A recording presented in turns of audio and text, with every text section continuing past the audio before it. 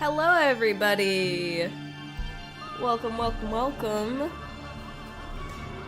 Oh, that's some sinister music. Hold on. Welcome to the stream.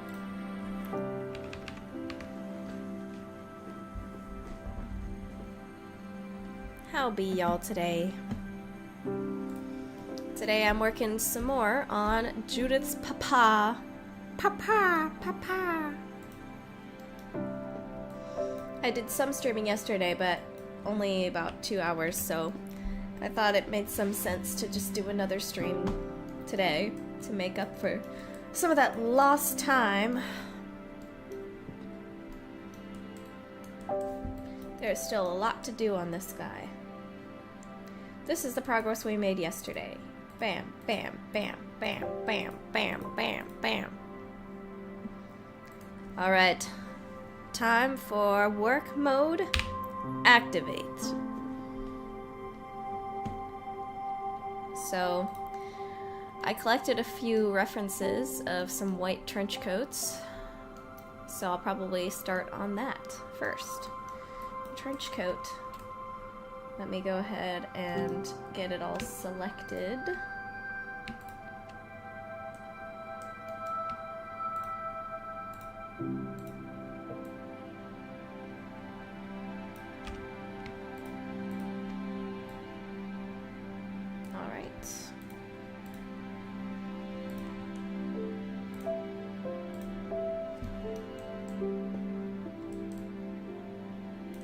What a refined gentleman. Yes.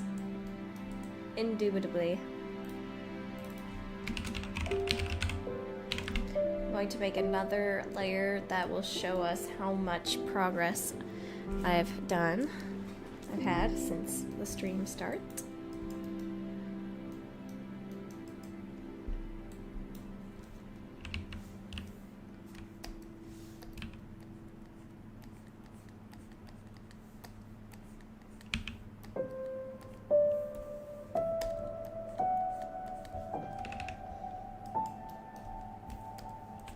Thank you, Enchanted BB Fly. And I'll go ahead and set a donation goal for this stream as well. The donation goal for this stream will be 5 super chats, $5 and higher. And then if we meet the goal, then I will do... what should I do?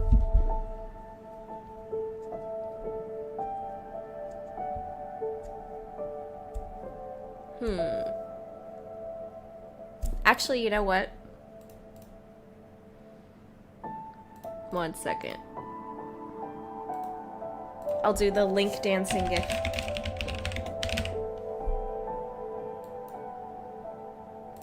Perfect.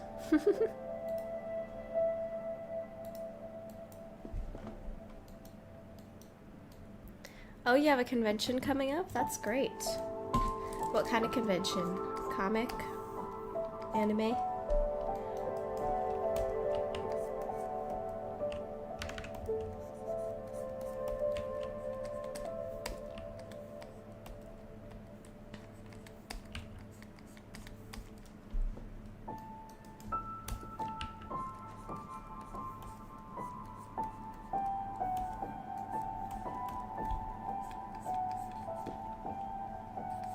That's fun.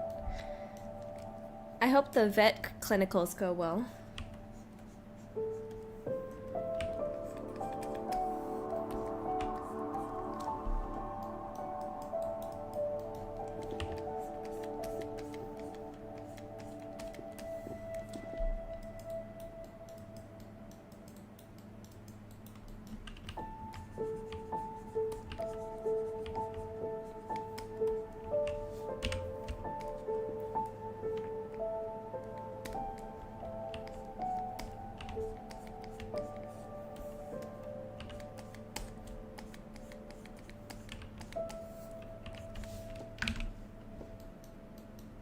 She was a fairy.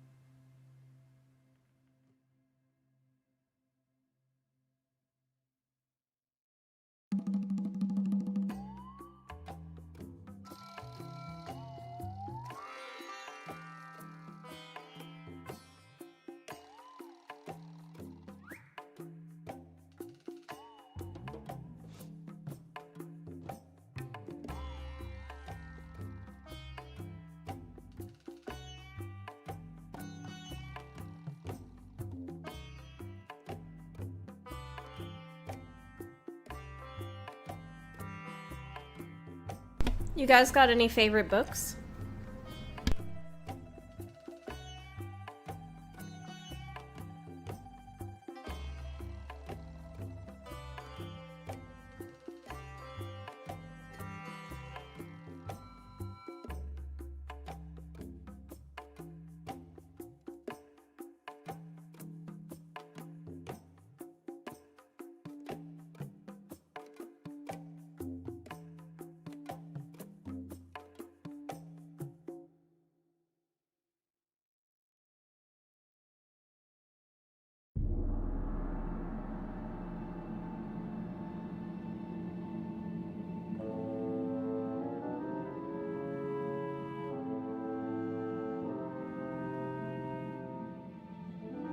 The Lord of the Rings is your favorite.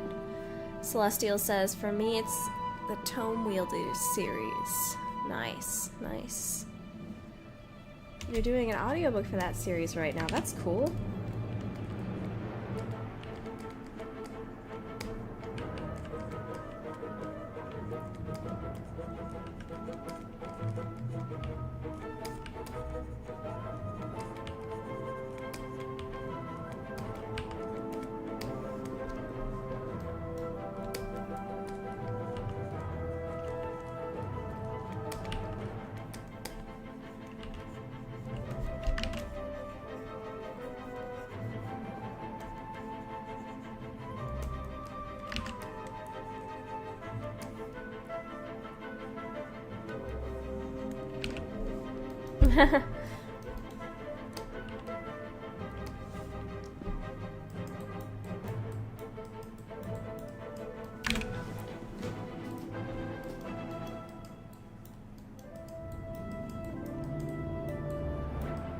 Okay, let's see.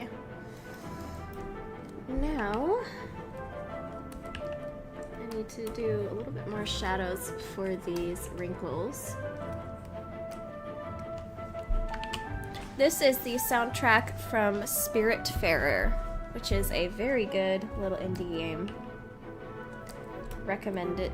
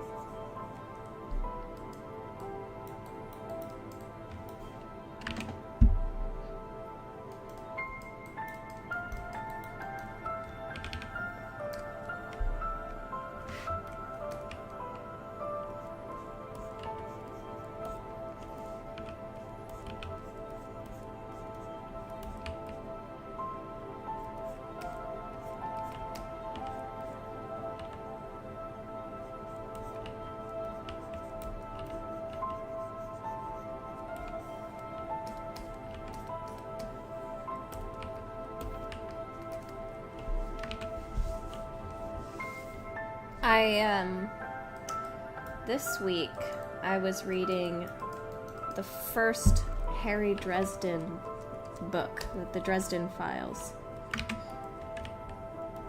because I'd been recommended to read it like years ago when I was working. One of my coworkers recommended that I read it like years ago, and I even bought the book a while back, but it's been sitting in my library rotting until recently when I just finished one book and I decided to start reading Dresden Files for the first time. And I've just finished the first Dresden Files book and I quite enjoyed it.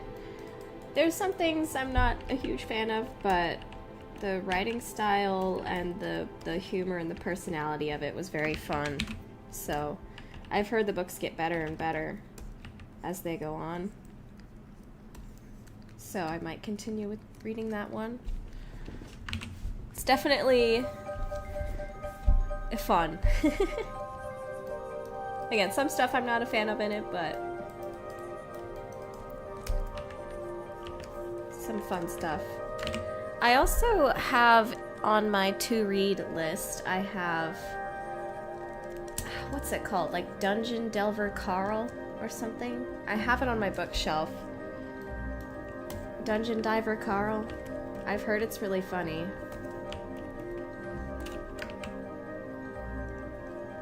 Goodbye, Cherry. Thanks for joining.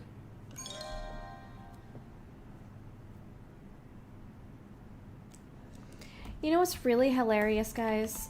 I just started reading the Dresden Files. Well, I guess I started it last week.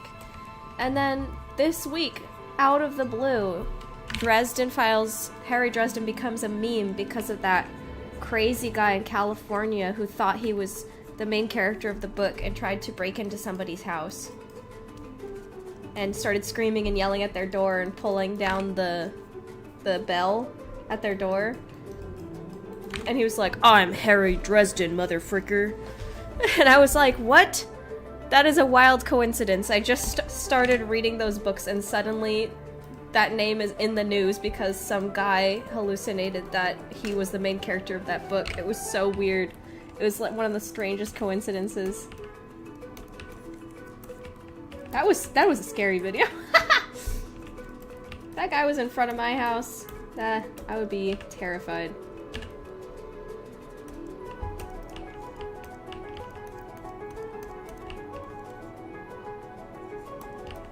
I just wonder why, of all things, did he hallucinate himself as Harry Dresden?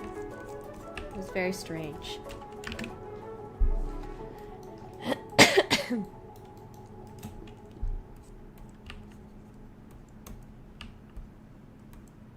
I mean, I heard it could have been a psychotic break, which is sad, obviously, but doesn't make it any less scary to have him banging on your door and trying to get in your house. Especially when he was like, "Where's your daughter? Where's your daughter?" That would have scared me. But what's hilarious is that after I read the book, I finished reading the book, I was able to understand what scene in the first book he was hallucinating. Because there's a scene in that book where he is going after this abusive father who's abusive to his daughter named Victor. And in that video, when he broke into the house, he was like, "Where's Victor? Where's Victor?" So he literally was hallucinating that he was going to save this daughter, this fictional daughter, from this fictional villain from this book. It's crazy, dude. Anyway, I hope he gets the help he needs. But, yeah.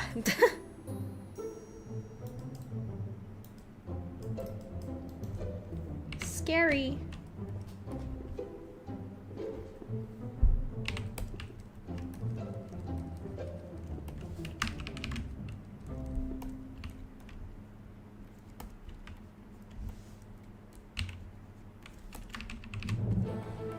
I just hope the book series won't be the reputation of the book series won't be tainted because of that too.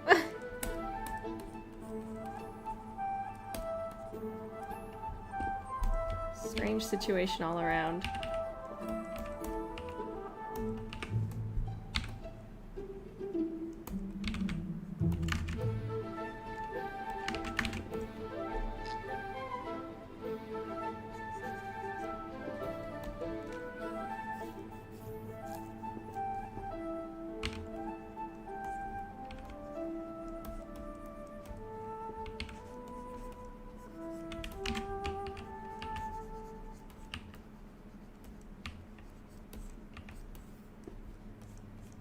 But yeah, strange coincidence.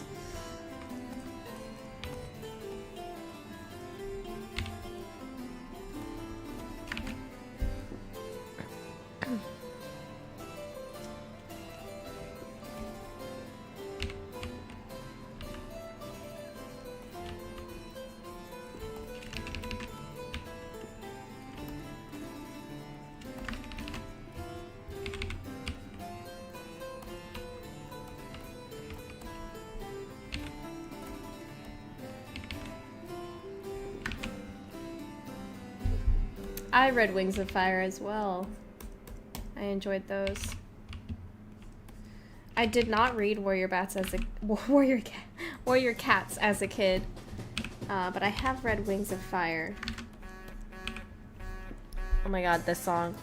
This song is from one of the kind of kooky characters from the game. Hold on.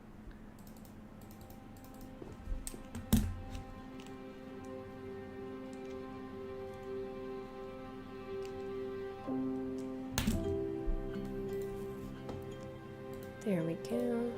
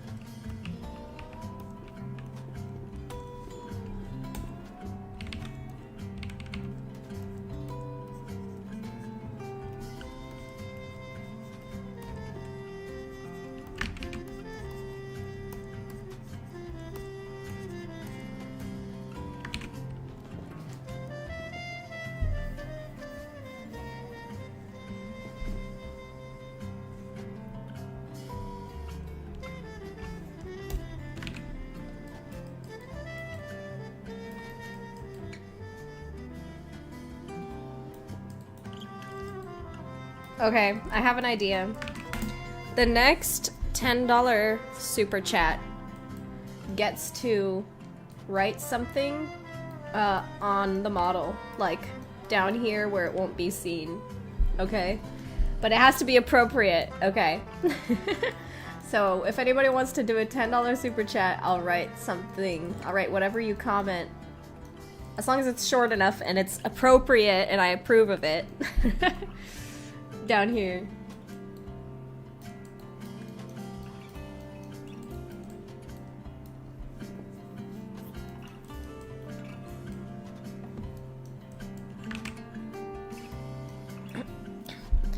Is there a book series called Black Heart where the humans can make stuff they read come out of the books? Maybe the guy knocking on the door came from the book. I think you're thinking of Inkheart. I remember really enjoying that book when I was a kid.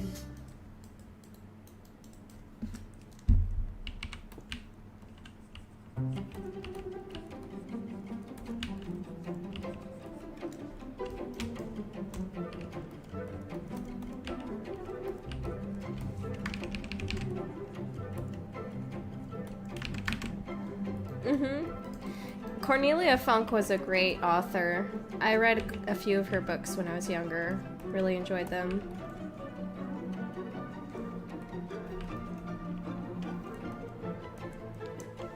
Someone should put girl dad. Yeah.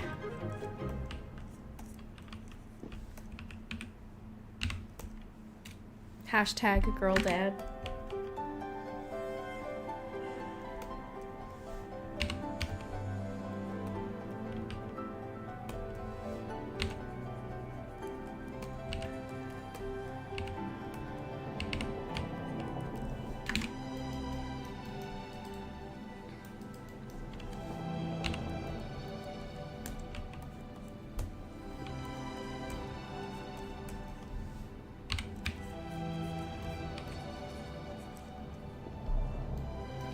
Oh, I loved A Series of Unfortunate Events when I was a kid.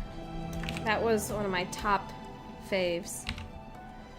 I only have read the first Artemis Fowl book. I didn't get into it when I was a kid. I didn't even really know what it was when I was a kid. I don't know why. I was in the library all the time. I guess I just didn't see it. Oh my goodness! Project Seltzer, thank you so much for the $10 super chat. Much appreciated. You would like to write Tommy is awesome on its coat. Who is Tommy? Who is Tommy, huh?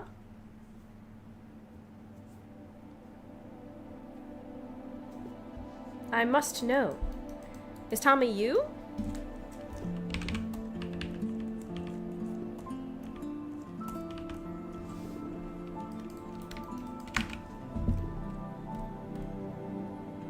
You're Tommy? Okay, cool, cool.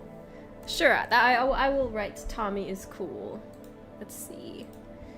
First, let me... Where did I put it?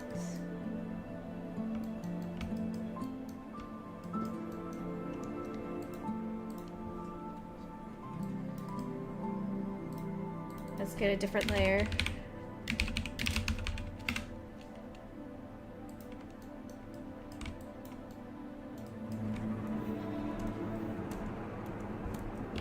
Okay. Tommy.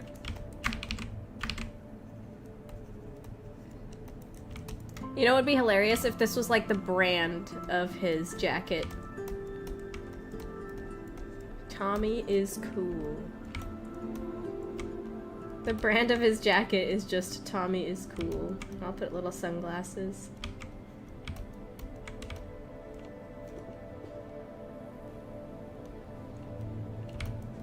Perfect. Thank you for the donation. Now Tommy is cool is written on this model.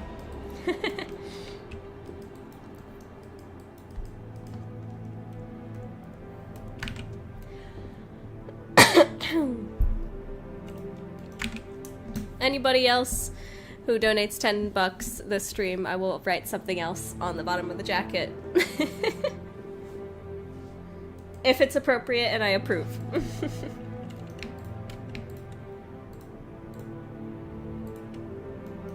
No problem, thank you for the donation.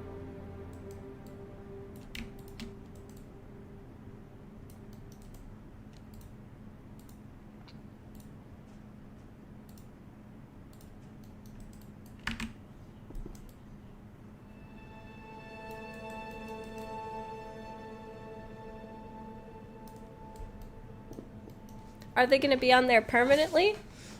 Potentially, yes. They're hidden away so you can only see them if you went into like a model viewer and stuff. I thought it'd be a funny idea. Technically, you leave your mark on the game.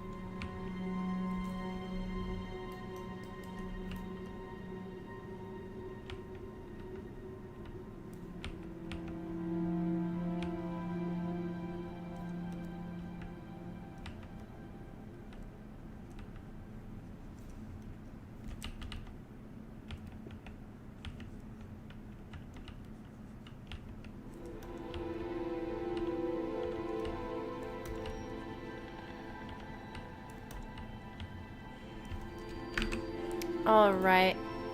Next, I'm gonna do some music from Tangle Tower. Because I really enjoyed Tangle Tower soundtrack. That is another indie game y'all should check out. BT dubs.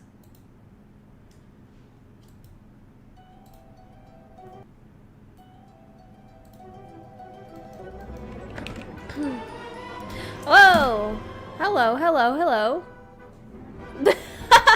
Idea Maker donated $10 and says, Mama's boy. Oh, thank you very much for your donation. And yes, that is perfect. We'll put Mama's boy on the jacket.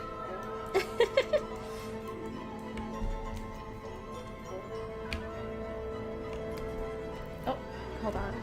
Oh, that's right, I froze it. Whoops. 1 second.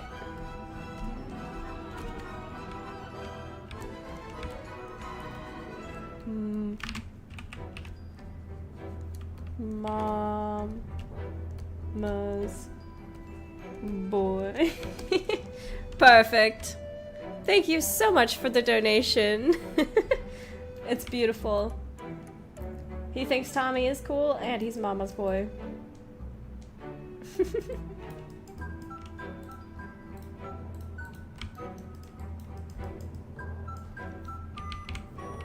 And yes, the offer is still open. Thank you so much. And because you donated through the link in the description, you got the Link dancing gif. Beautiful, beautiful.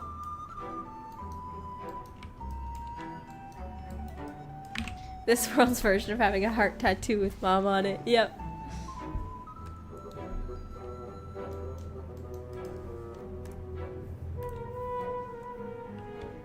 Now I'm headcanoning that Hortensia stitched those in. Yes, Oscar, yes.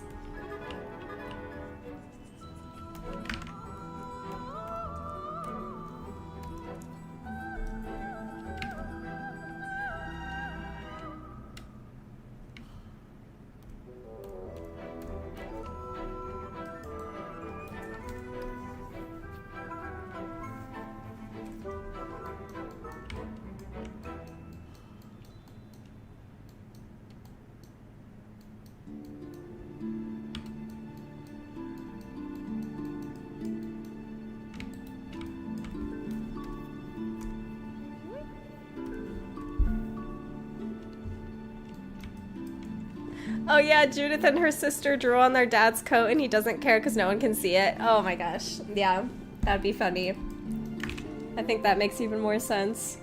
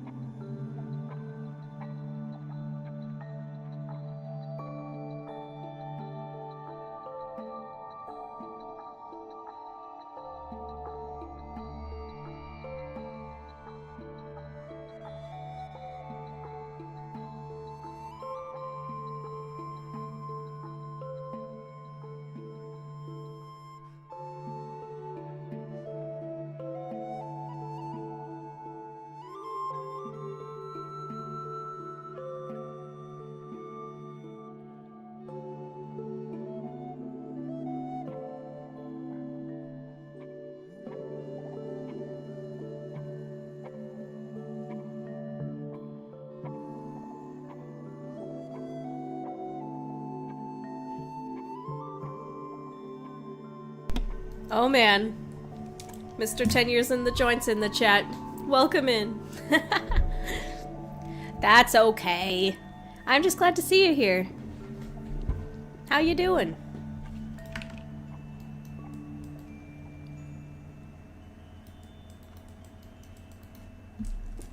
How are you doing?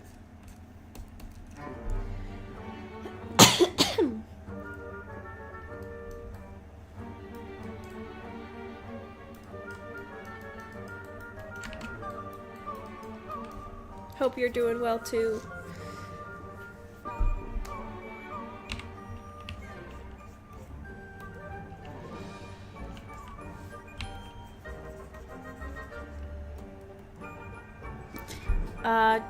Mr. 10 Years in the Joint says, doing well. I'm excited for PI Mouse for Hire. Oh my gosh, me too! I'm really excited for that one. Doesn't it come out tomorrow? I'm looking forward to it. I thought it was so neat that Caravan Palace did a track for them. That's like my dream. Getting a Caravan Palace track for my game would be like, that's dream come true type stuff. So I'm excited to play the game and listen to the soundtrack.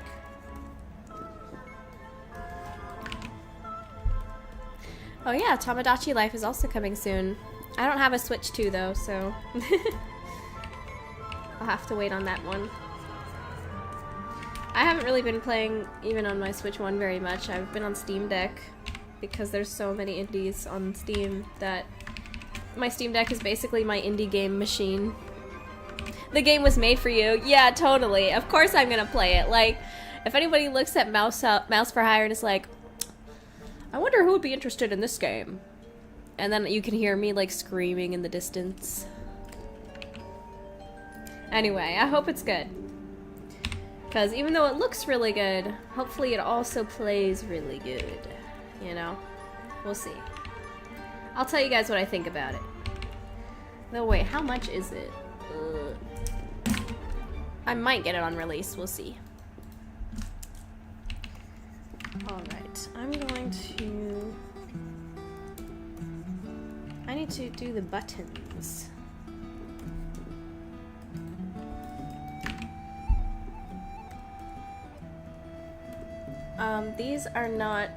These wrinkles are not done yet. They're kind of stupid looking right now. I'm still working on them.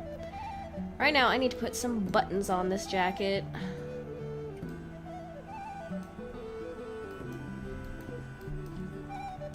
Let's do a layer. A new layer for buttons.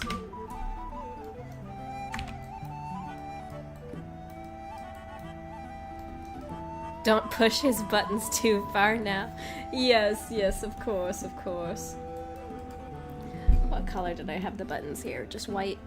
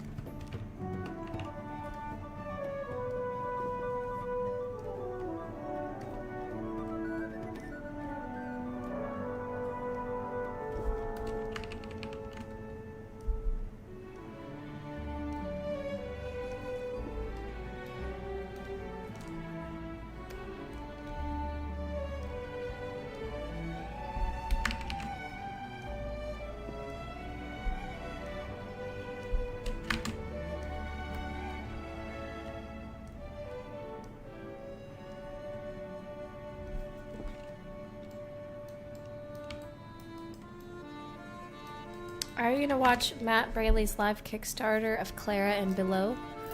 I guess so. I haven't had the time to check it out recently. I heard it's been doing well.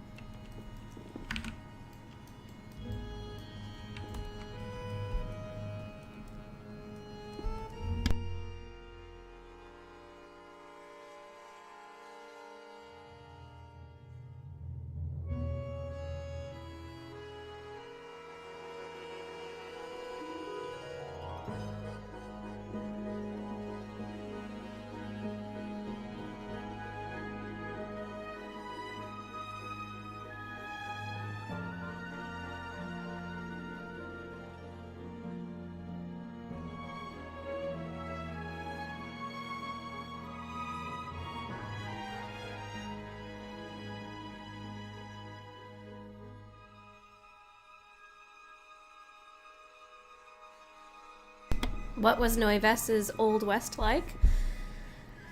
Good question. They didn't really have one in the same way that we would have, because their America equivalent has lasted hundreds and of like over 1,000 years. I guess almost 2,000 years. So it's an old country. So they didn't have the same need for settlers going across, you know. So it would have been a very different kind of thing, I think.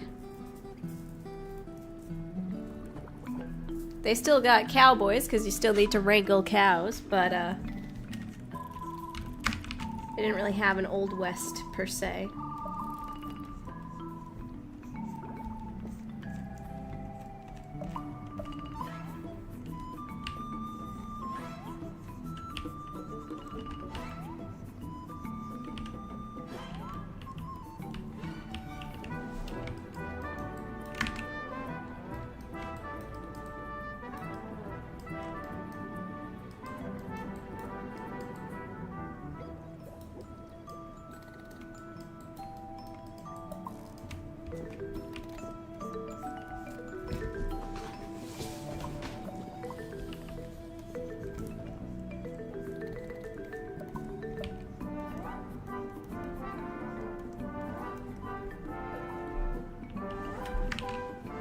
What do I think of Clara and Below? The world building, the characters, the lore? I have no idea. I haven't looked into it.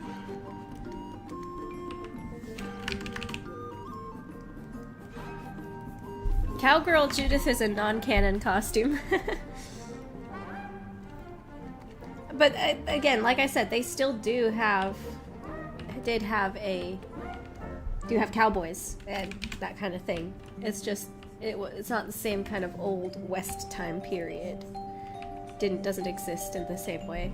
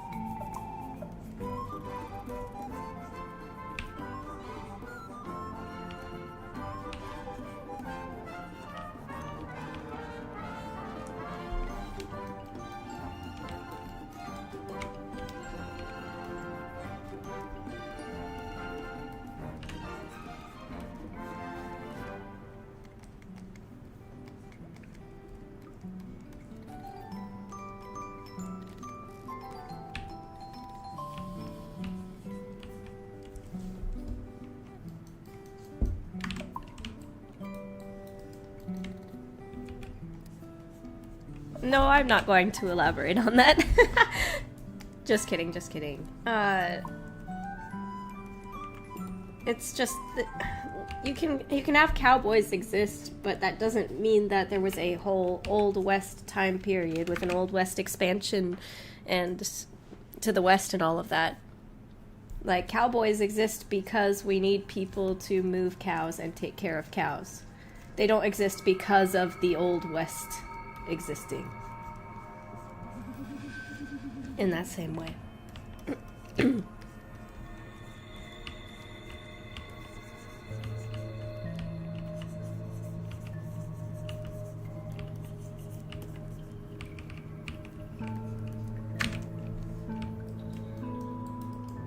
You need to move cows. You need to have someone take care of those cows and manage them while they're being moved.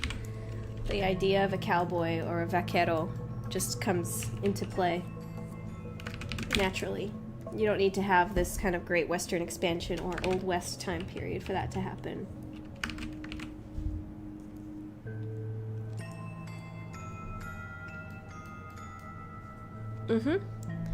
The vaqueros.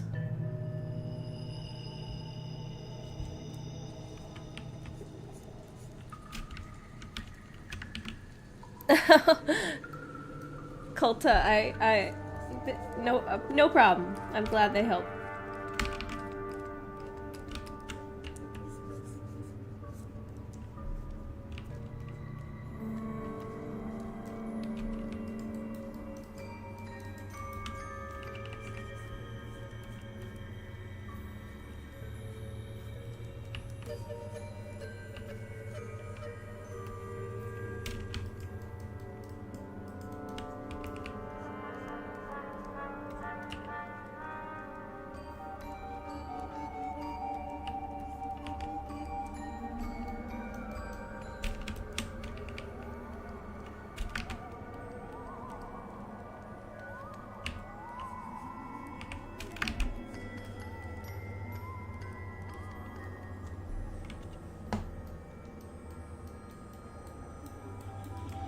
Yeah, just like they are in real life.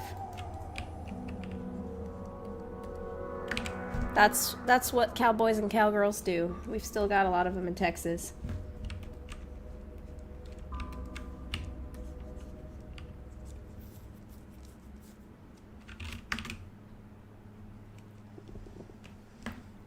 Oscar said, my nephew saw a local vaquero on our last trip to Mexico, and he wanted to be a cowboy from that point on. Very nice, very nice. Understandable. They're very cool.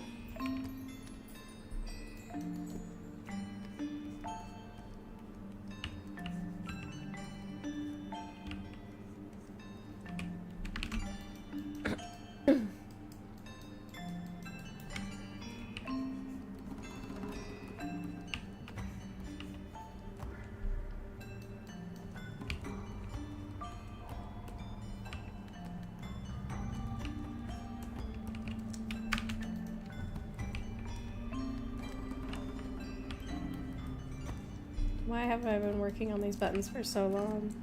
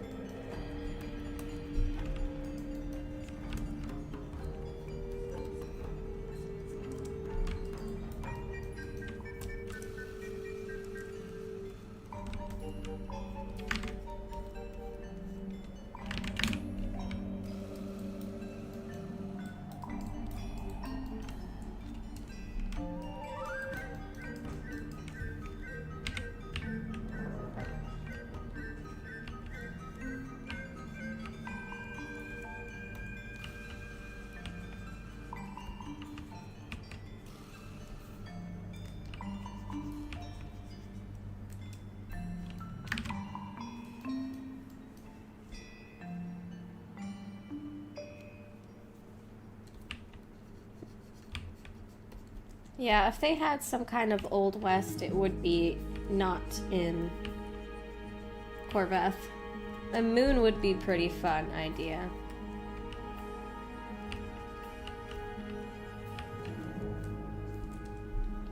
But the real kind of cowboy area in my games is the 50s planet.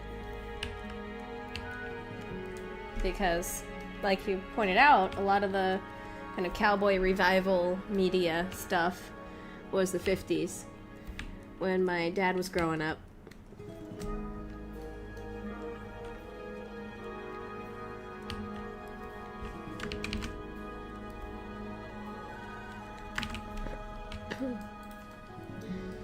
The Nuevas America equivalent, Corvin Stone, that's more East Coast America based. Oh hey, Lowest Expectations and their viewers just joined. Welcome, welcome. Welcome to the stream. Thanks for the raid. Raid time! Hello there! Hello! Welcome! We were just talking about cowboys and stuff. And world building.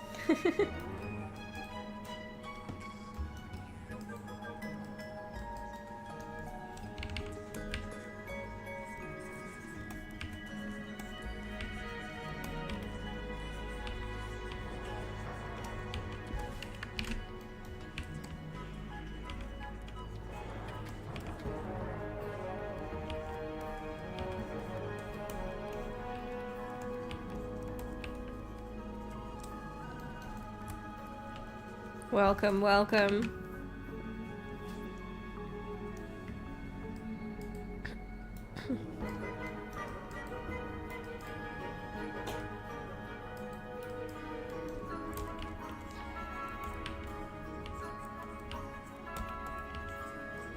Thanks for the raid. We were playing Satisfactory while I was sick with a funny voice. Oh. Sweet, sweet. Oh, okay. Colta says, tell what happens with the super chat. Okay, so basically we're doing something today with the super chat where if you donate $10, you get to choose what I write on the model right here on the bottom part of his jacket. You get to put some hidden text on the bottom of the jacket, but it must be appropriate. It must be appropriate for this game. And yeah. So I can veto it if it's not appropriate. So yeah, if you super chat or donate $10, you get to choose what I write on the bottom of his jacket, and it will stay there in the final game. So someone already wrote Tommy is cool, and then someone else wrote Mama's boy. Idea maker.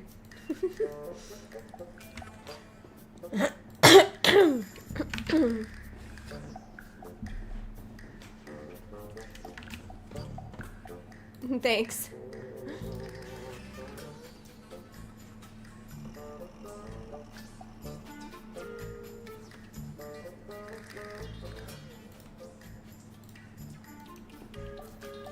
Alright, now what part should I paint?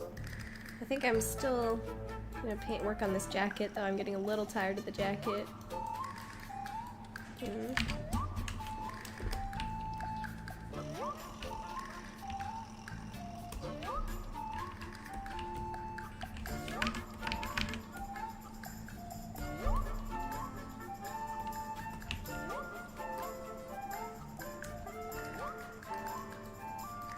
You know how it is.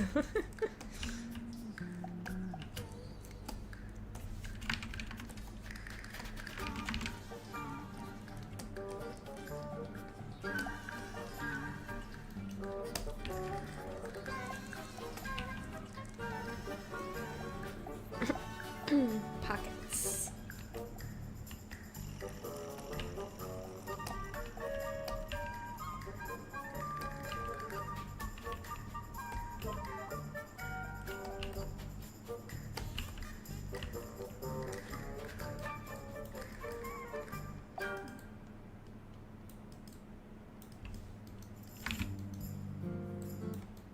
Welcome, Multi-Fandom Studios. Welcome to the stream.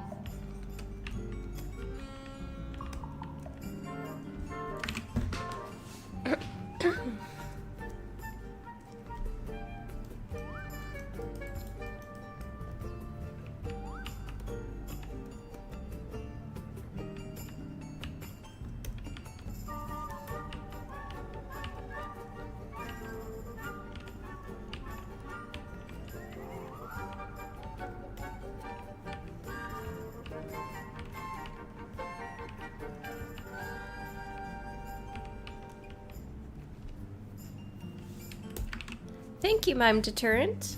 Much appreciated.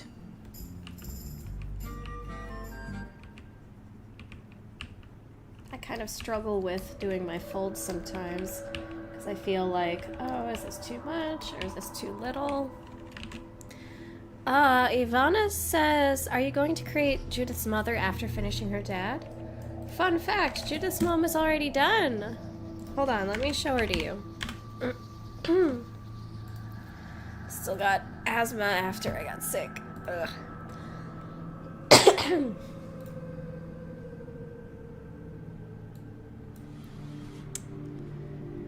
Goodness. Sketchfab sucks. Whenever I try to pull up my characters on Sketchfab, there's always these, like, suggestive bikini models in, like, the suggested 3D models on the side, even though I don't tag my models with anything like that. It's really annoying because I don't really want to show it on stream. And I can't turn off the suggested models on the side. It's so annoying. Okay. Hold on. Oh, okay, there's a way to do it. Just turn it into theater mode. Alright. Here's her mom.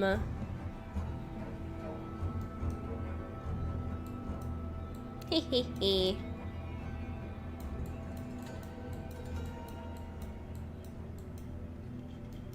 I had a lot of fun doing her mom. This is pretty much what Judith's gonna look like when she gets older. She's like a little clone of her mom. So here's the happy couple.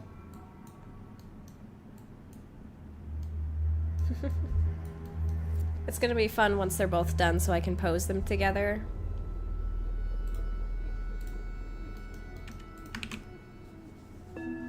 Oh, don't worry, Oscar, I got you.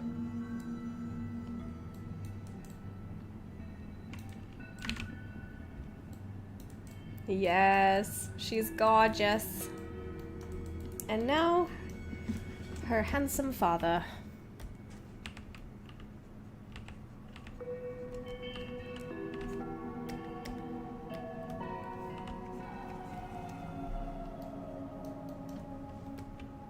She had fun and she hated it. In all seriousness, she's gorgeous. Thank you, Idea Maker.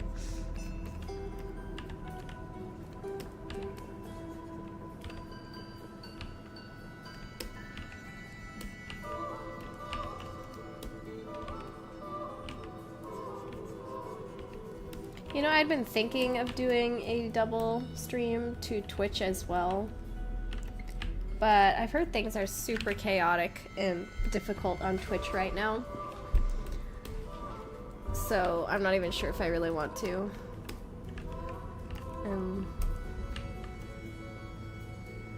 And I've heard the management isn't very good, but I don't know.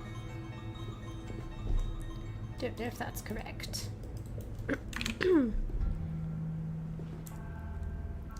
You can see the contrast between them. Yeah. So I did that intentionally of having him, the dad, have kind of white or paler clothes, and then his wife having dark jacket. Oh, I might have to talk with Lou about that, yeah. I've also heard it's really hard to get discovered on Twitch. It's like impossible unless you collab with people. And I've collabed with a couple people, but it's just a lot, you know. It's a lot of time that I don't have to make friends with new people.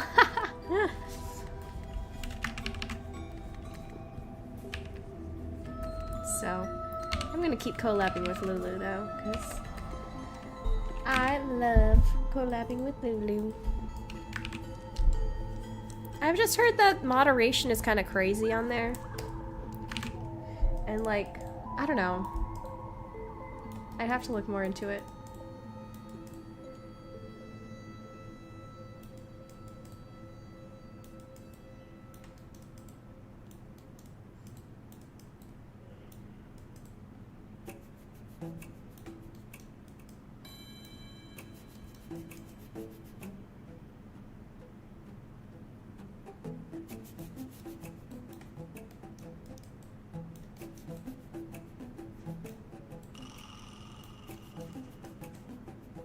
think I'm getting a little too wrinkly here.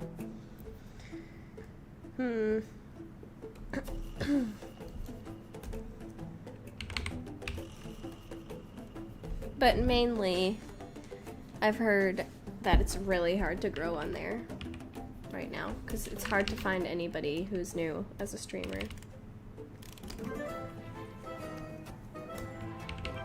Hi, Swirl. Welcome in.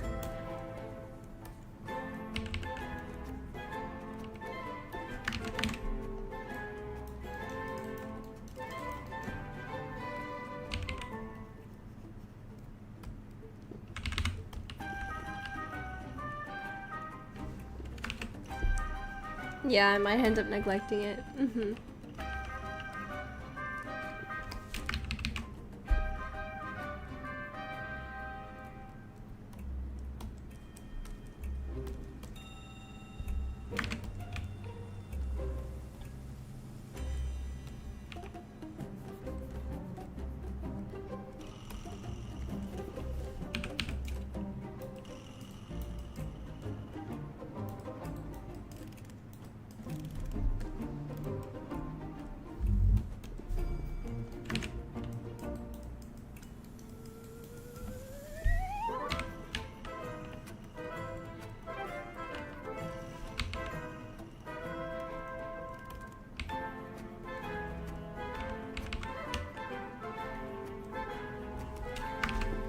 That's true. The more platforms you're on, the wider reach you have. That's a good point.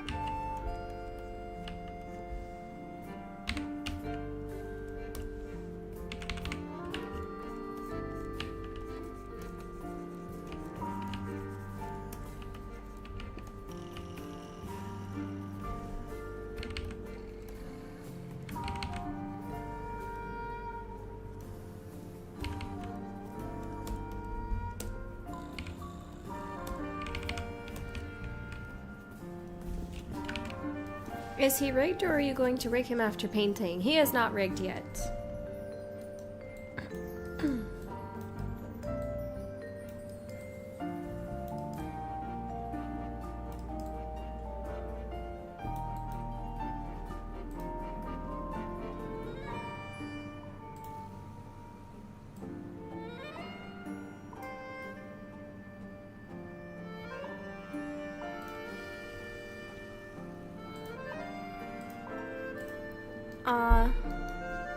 Question, as an artist, how can you make patterns of clothes bending so it would movement or position for a character?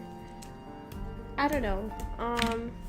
It just kind of depends what you're talking about. Do you mean when it comes to rigging the character, or do you mean literally when you put a pattern on a character and you move it so that it goes with the folds of the jacket? That kind of thing? Because usually you do that with the liquefy tool.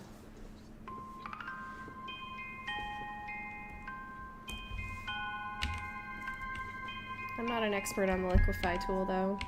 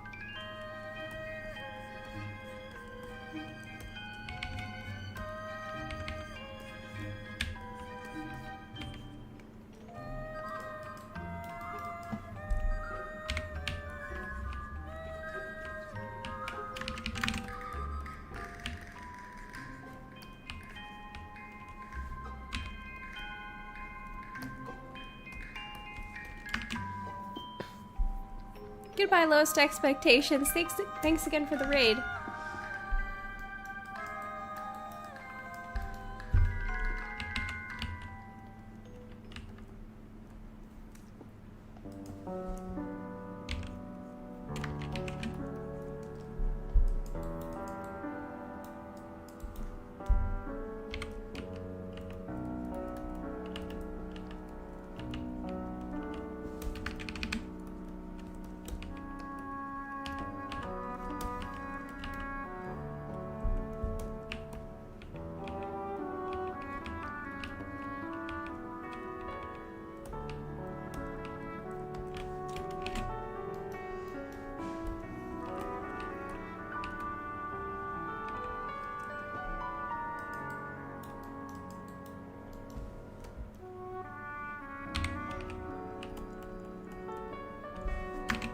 Liquify tool is definitely the best for moving around patterns so they fit with the wrinkles on something.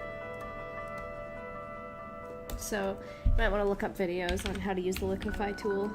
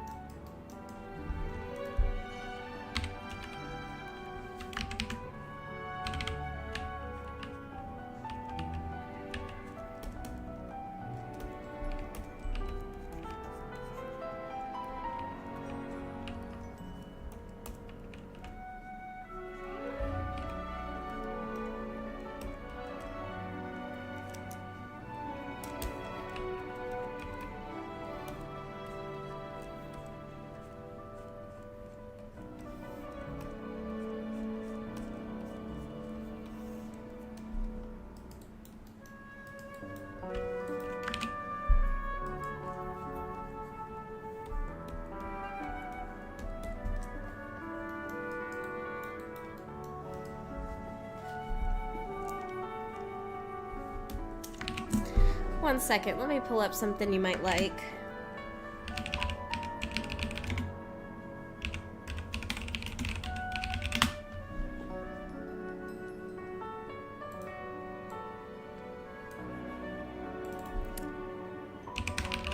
Hold on. Where did she put it?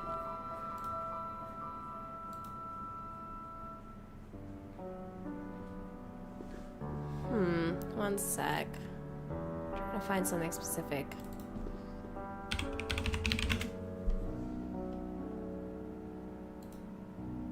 Aha! Okay, I found it. But it's not a very good quality version.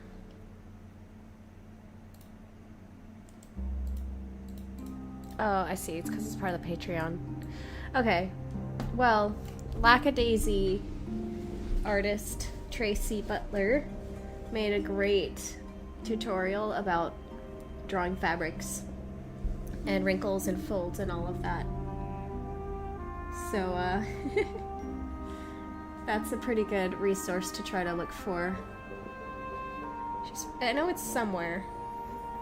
This is not the high quality version of it, but yeah. I recommend giving that a look out. Or even maybe buying the art book. I think it's in the Lackadaisy Essentials art book.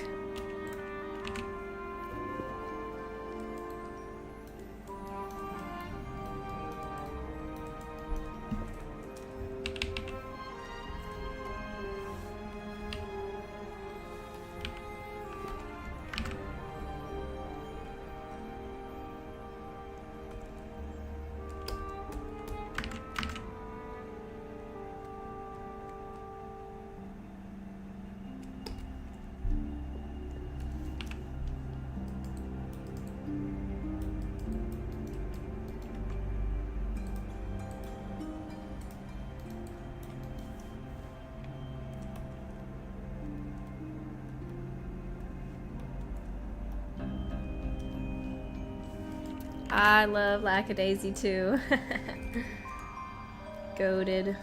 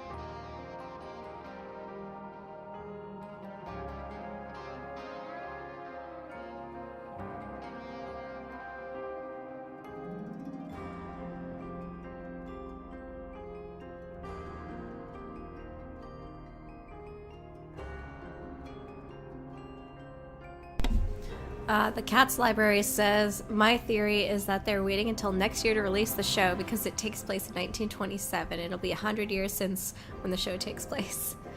Nice, nice.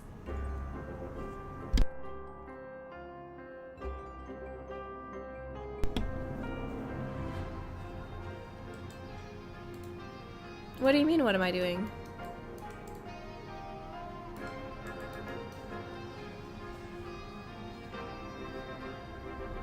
What am I doing?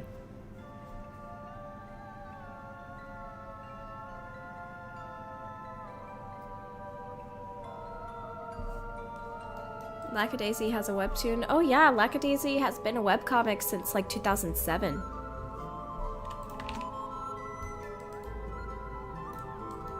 I kind of hope she continues with the webcomic, but if she decides to just make it a show and then continue the story, that's good with me, too. But it's been a long time since the comic has had any updates, which is a little unfortunate. But again, if they're able to continue the story in the show, then that's good, too. Though I will miss Tracy's highly detailed art in the comic. That's for sure.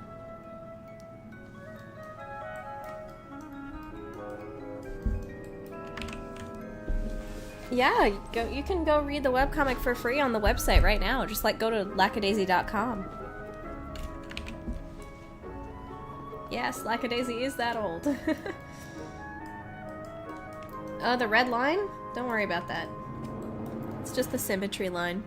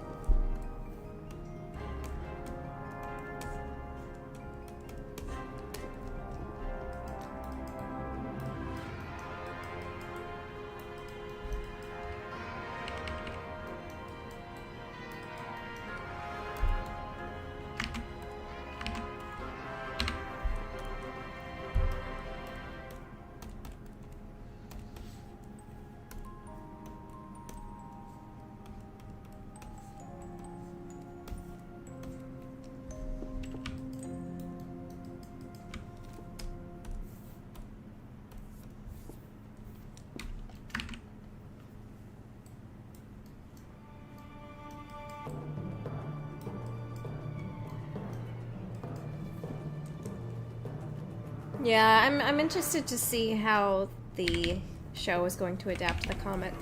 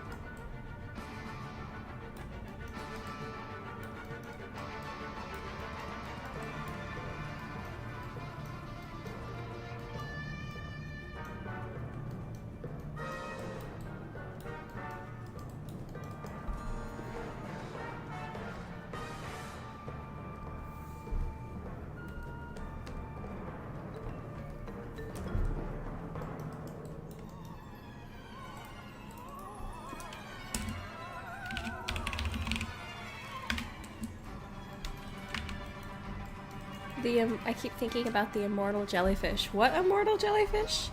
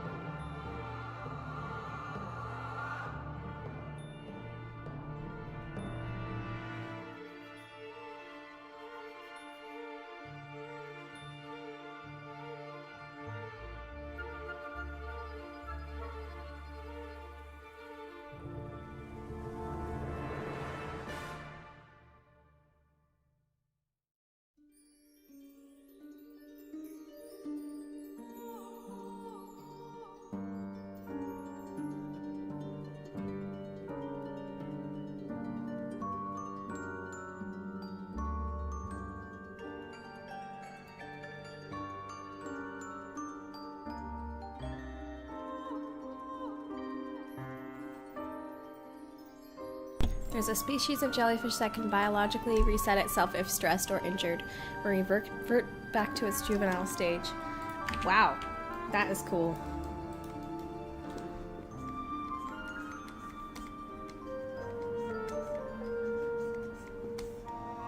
God was having some fun designing that one.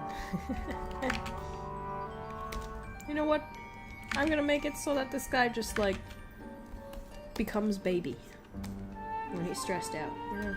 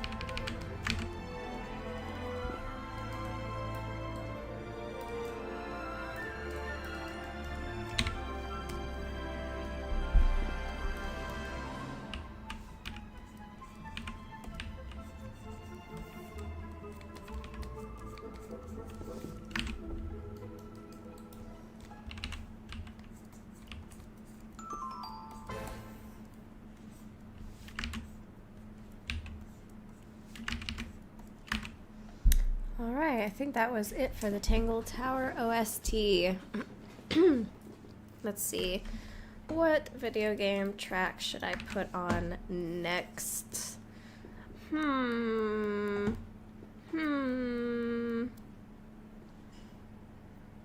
already did Resident Evil.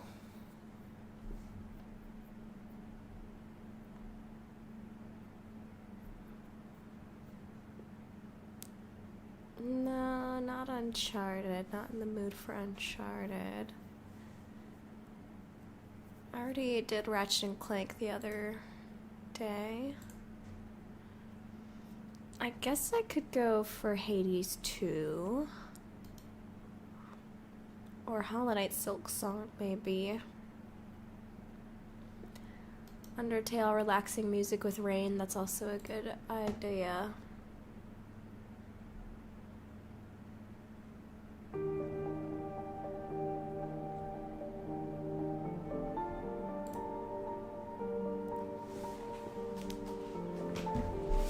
Let's do a bit of Silk Song for now.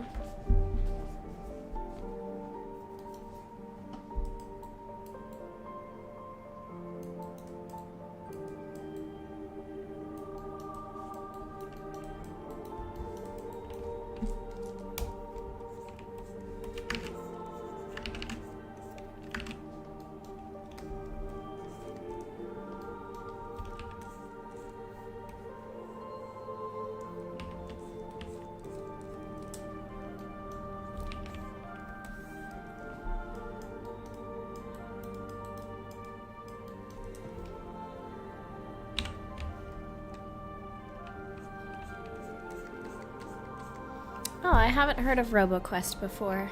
What's that?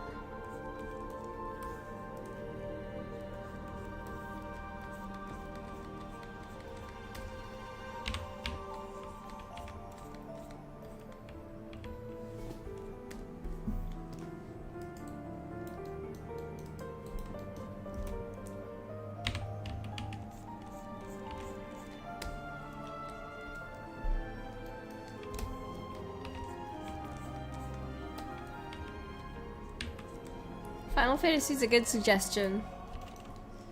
Not today, but it's a good suggestion for sure.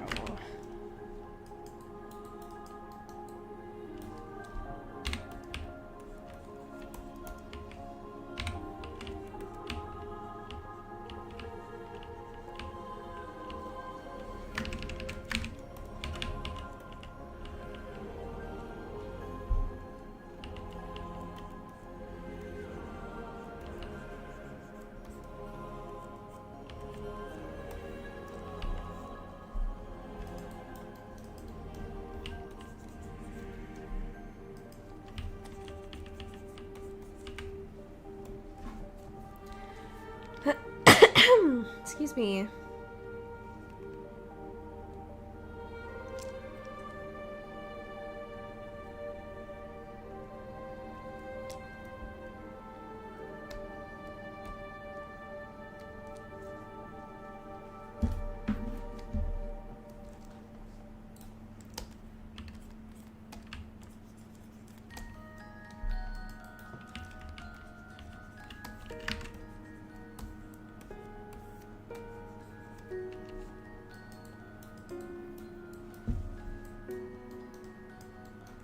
Oh, I wish I could do stuff like Ghibli music, but I cannot because it would get copyright struck. Copyright claimed.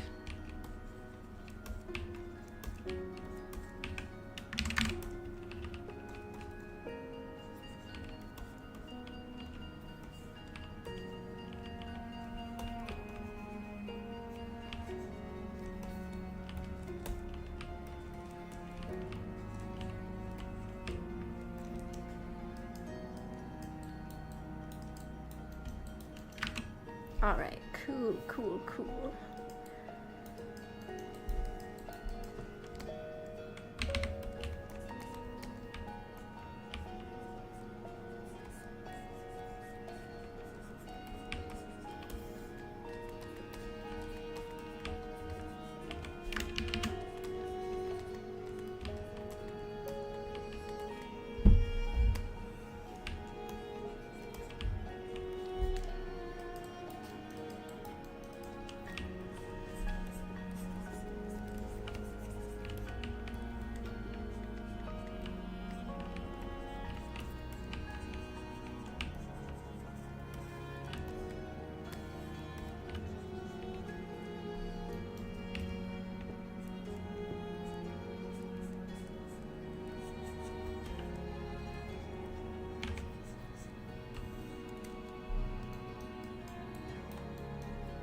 Oh, okay. So that's what RoboQuest is.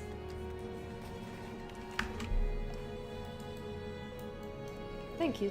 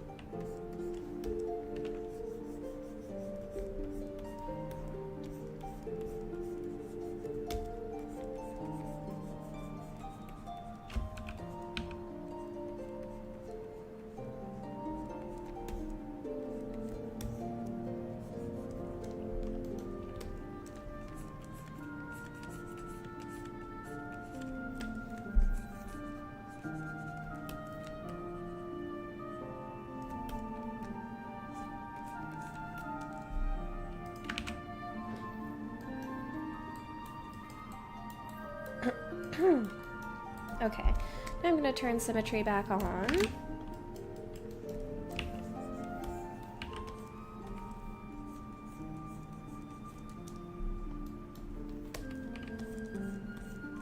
What video games have y'all been playing this month?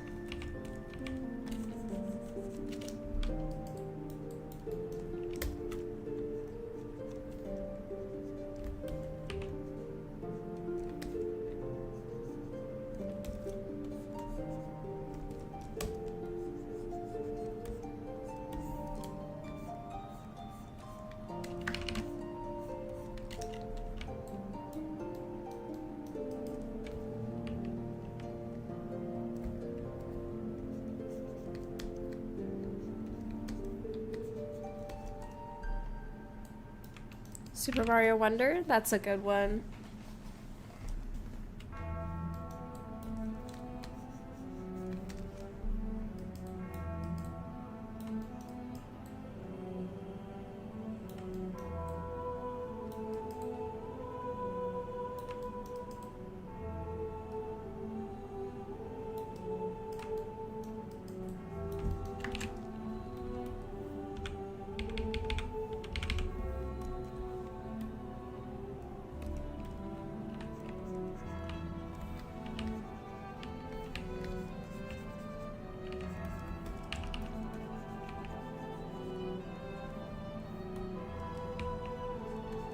I thought you meant the animal.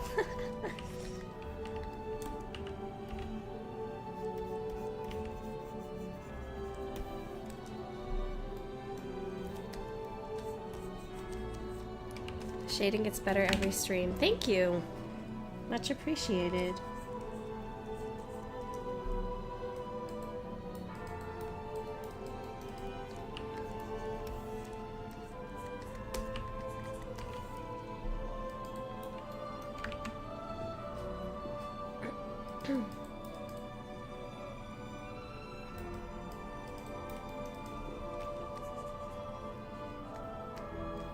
You've been playing Stardew Valley again? Nice.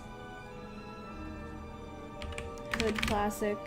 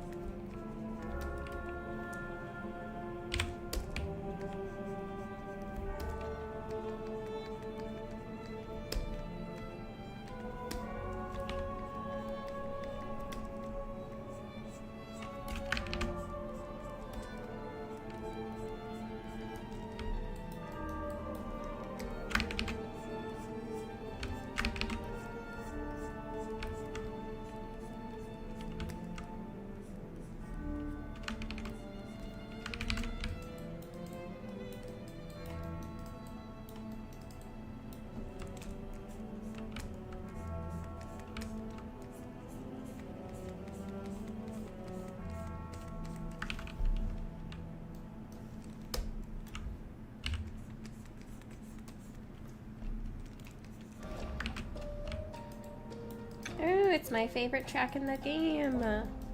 Yahoo!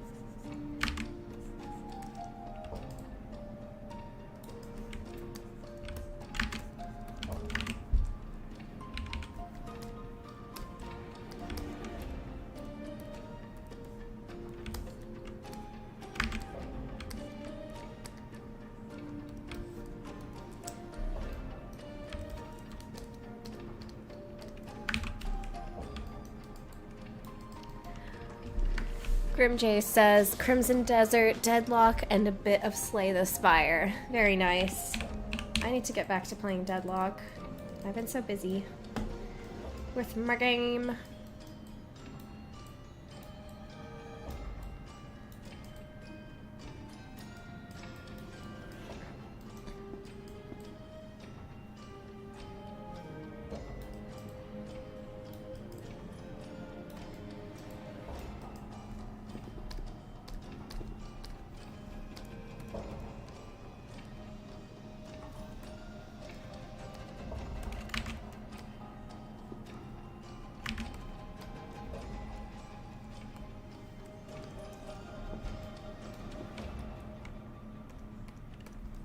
Oh, yeah. I've heard about that. That's unfortunate.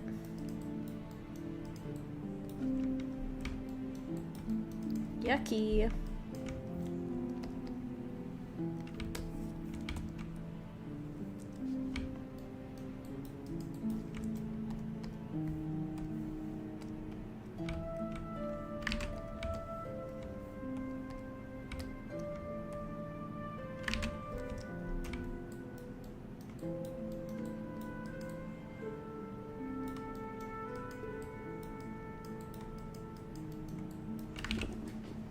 Oscar says, been dabbling in an old fave of inspiration for Power World. Been dabbling in an old fave for inspiration, Power World, a fantasy RTS combining ancient tribes and dinosaurs as beasts of war set against Victorian steampunk invaders. Oh, that's fun. That sounds really fun.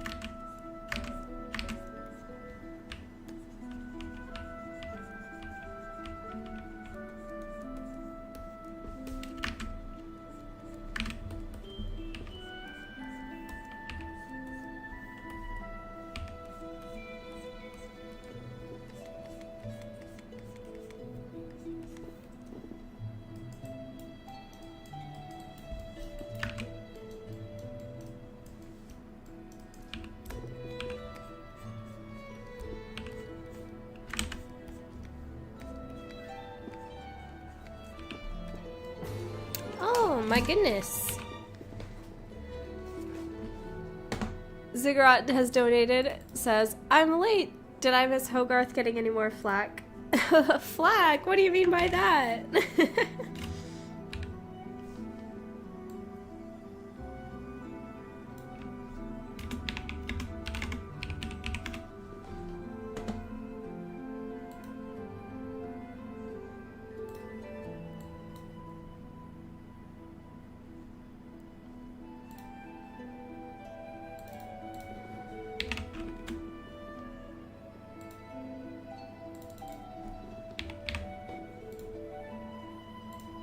Thanks for the donation, by the way.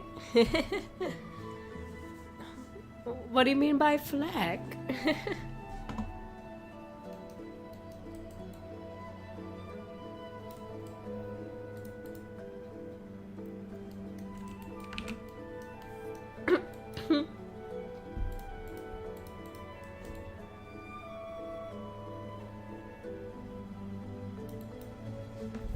He was catching strays left and right yesterday.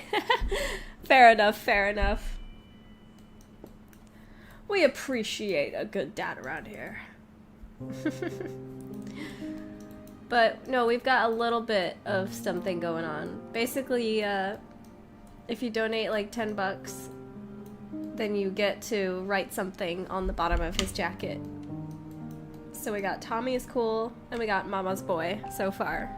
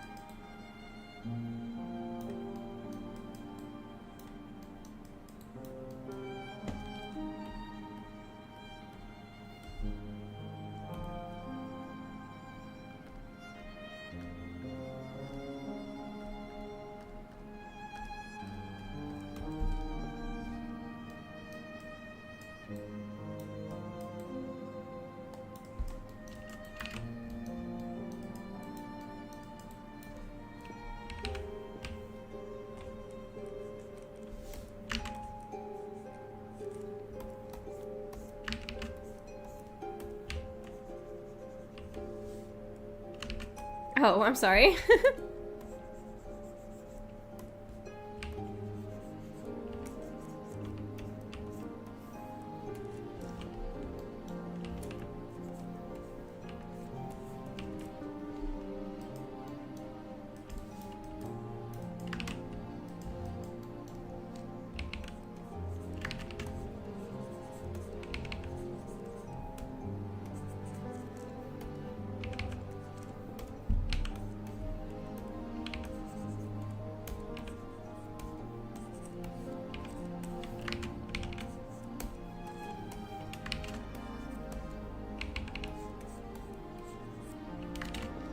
Okay, I am happy with how this is coming along, finally.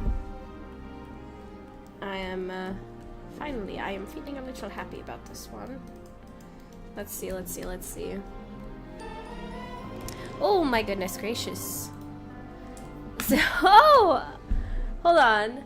Thank you so much for the $10 donation. Beautiful. Sorry, did your message say 2 stick figures holding hands?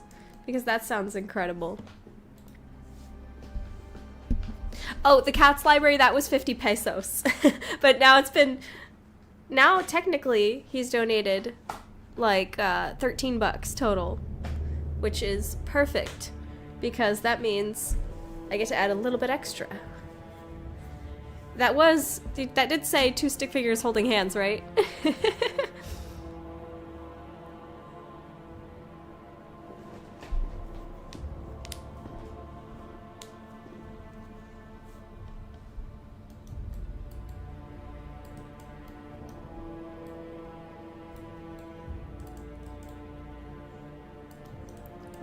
World's bestest daddy, 2 stick figures. Oh, yes, I like that idea. Yeah, since we had the extra donation, I will go ahead and put in the extra effort there. Sounds good to me. Alright, let's do this. Let's put this on his jacket and it will be in the final game, hidden away. Let's see.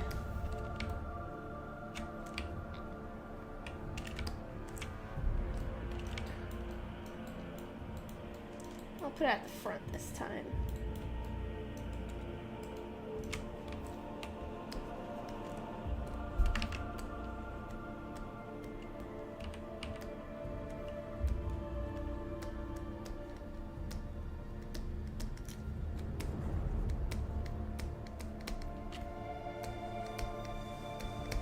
World's bestest daddy. Cute. And then, yeah, it was written by by Deirdre, and she has a stick figure of her and Judith holding hands. Aww. Oh.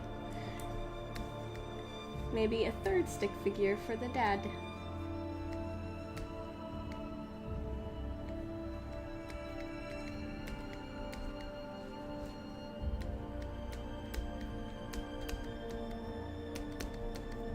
They have little horns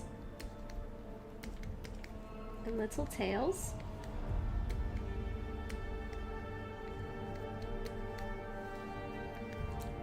And Deirdre has little pigtails.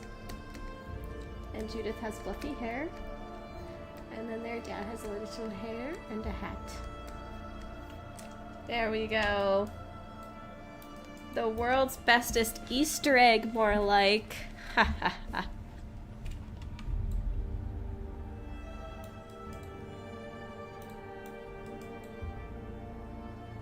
Thank you so much for the donation.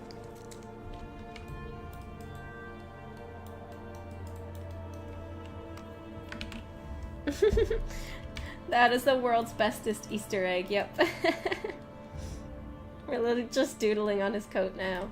It's like one of those casts, you know, when people get a cast and they have people doodling all over it. That's just what this is at this point.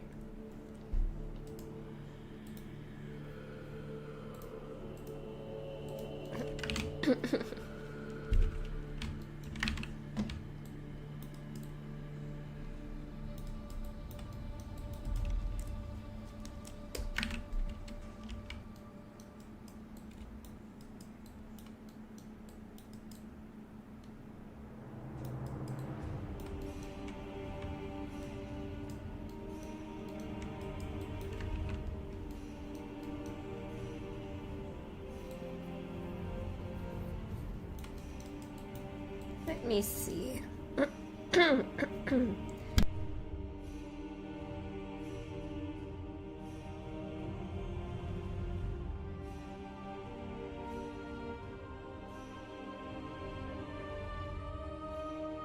I think it's time to do the belts.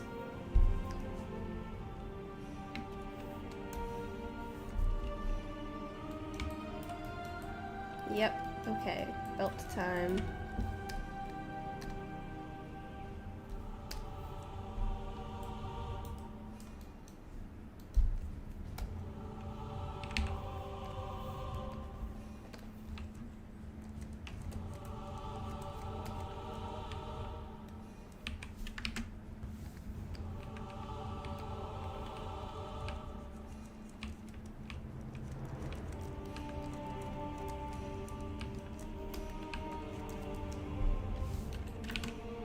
Thank you, Celestial.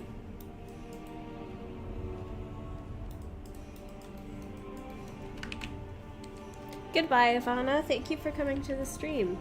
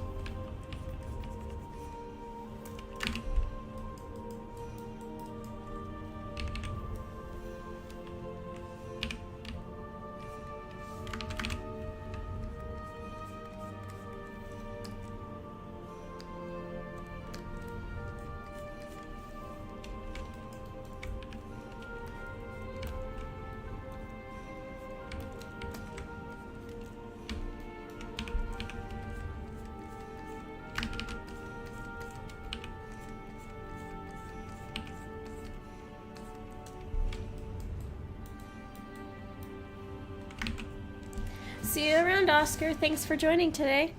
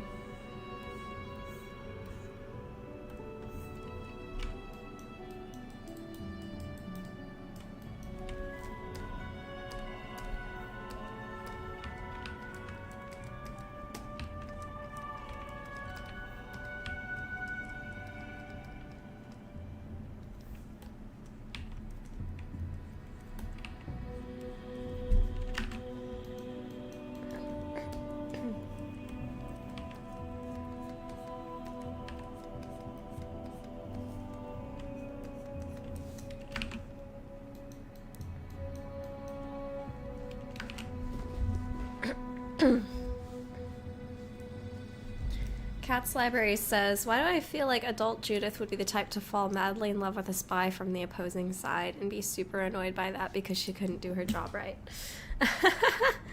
Yeah, I could see it. I could see it.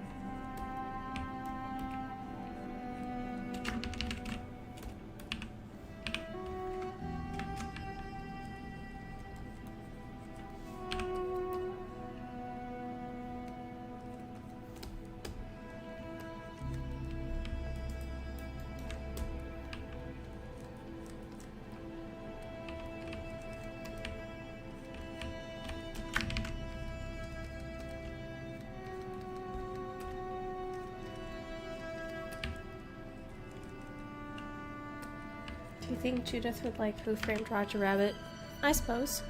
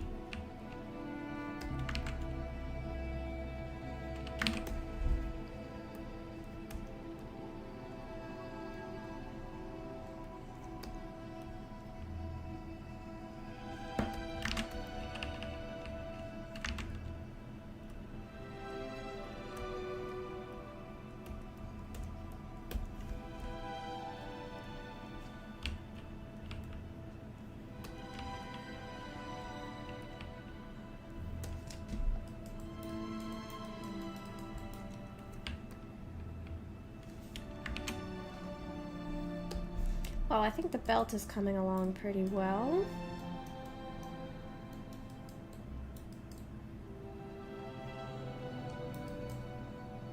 Still have to paint the whole back of this trench coat. I have to find some reference for it, though.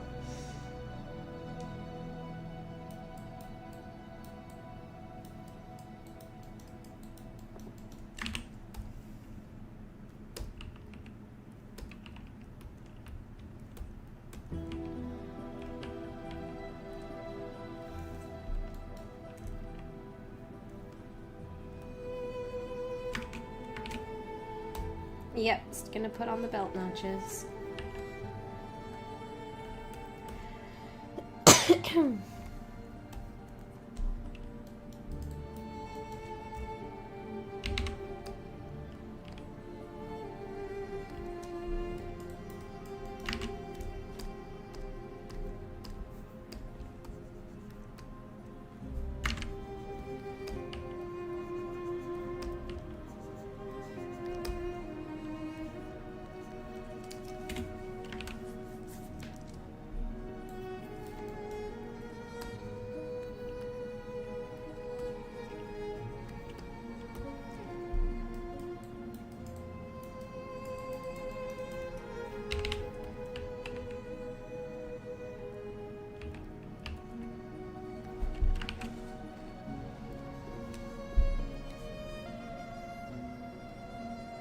Taylor Edwards says, I have a feeling your game is going to bring the noir detective stories back into the mainstream media again, like what Lord of the Rings did for fantasy. Oh, I don't know about that.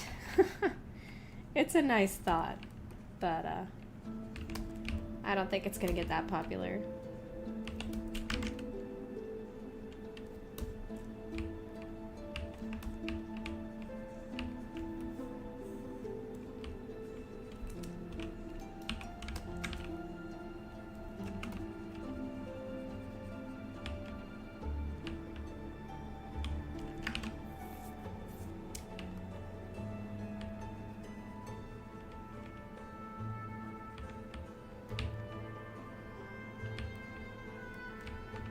You will make it popular? Please do. Please do. I would love that.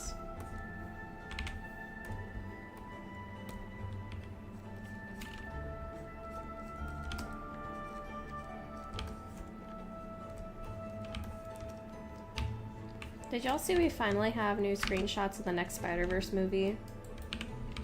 I am excited. It's been such a long time since the last one.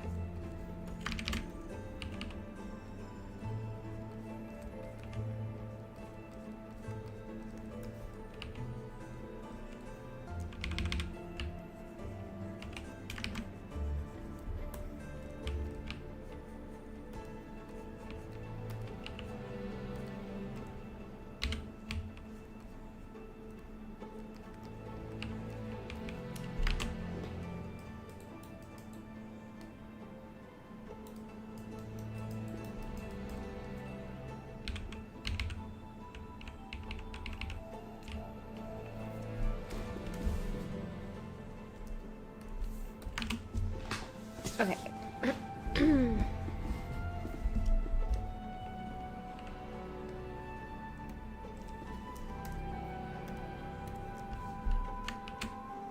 You kept discussing how to pronounce the game's title. It's Noir Amour. Noir Amour Academy. Oh, I guess if you're British, it's more like Noir Amour. Noir Amour. Noir Amour Academy. Noir Amour.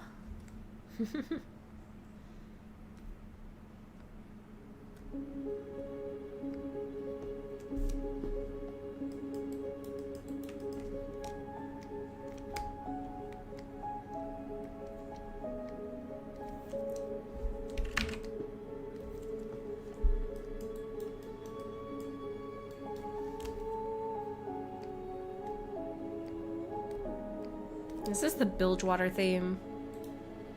It is. I mean, the Bilewater theme. I hated this area in the game.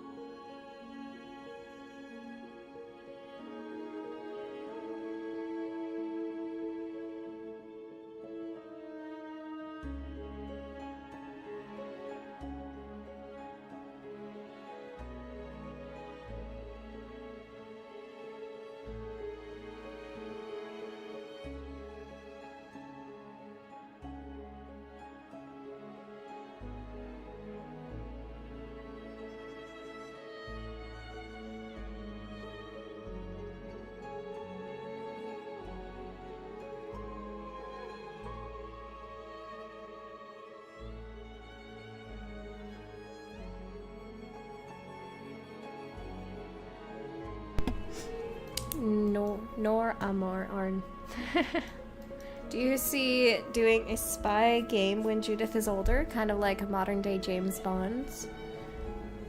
Potentially.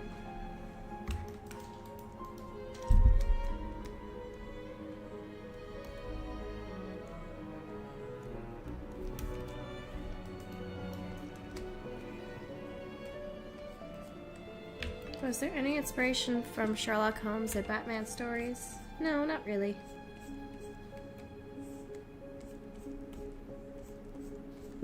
I mean, I'm sure Sherlock Holmes has unconsciously it formed some of my ideas. But... Ah, my tab just crashed. I can't see chat. Are you kidding me? Okay, there. Now I can see chat.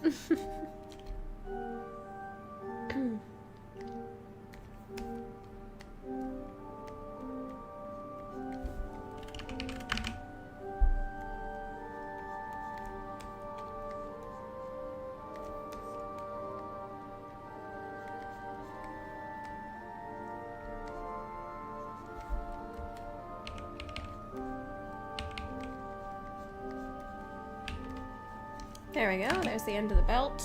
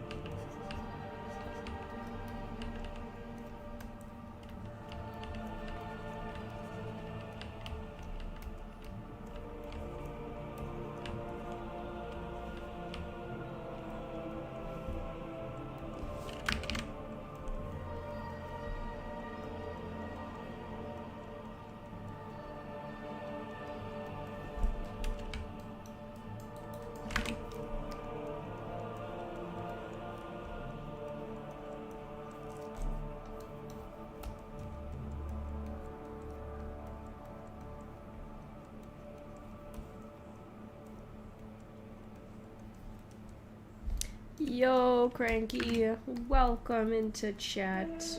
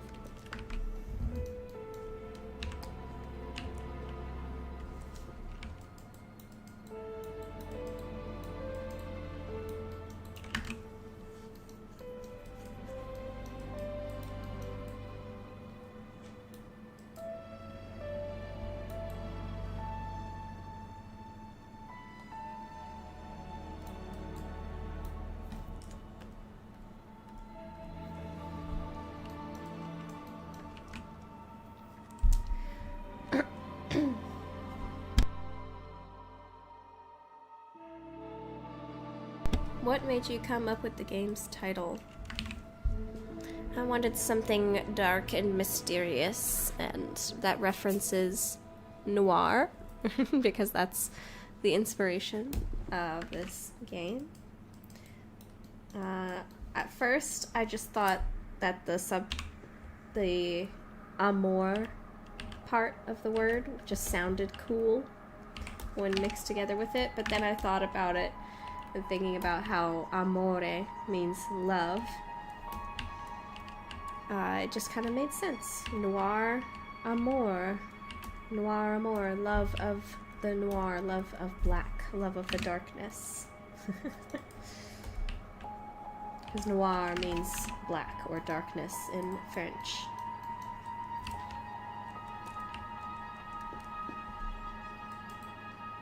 So very fitting for the game's themes.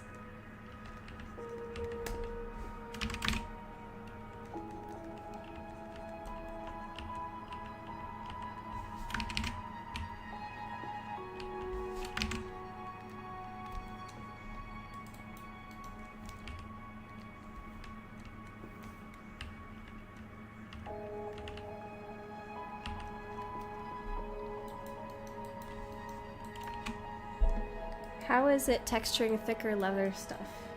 I don't know. I don't even know exactly what I'm doing with this belt. I think it's leather. My reference is just cloth, but I feel like I want to make this thicker because of how it looks on the model, so I'm kind of going more leathery.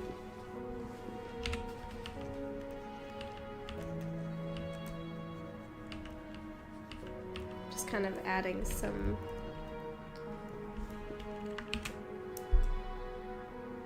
Mariposa is not French for butterfly. Mariposa...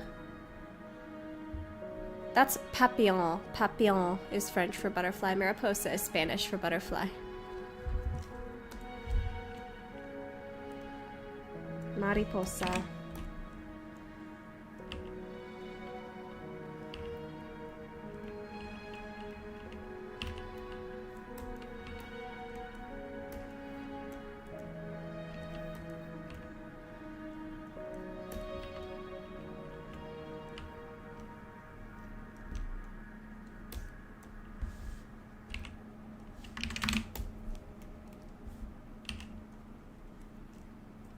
How many moons does Noivas have? I believe I said 4. Hopefully I remember that.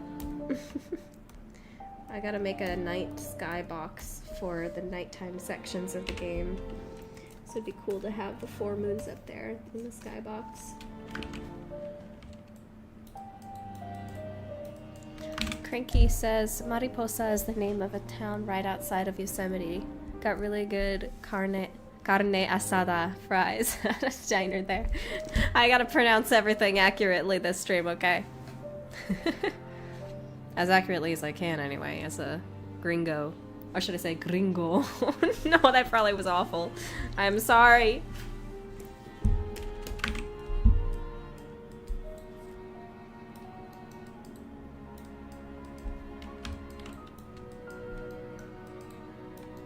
Gringo behavior.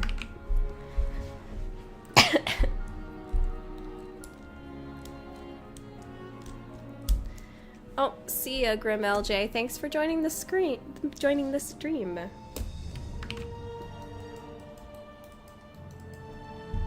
Pointing and laughing. Hey, you're whitewashed too, right?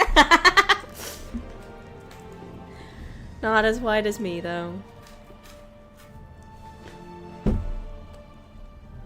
Gringa? Sweet.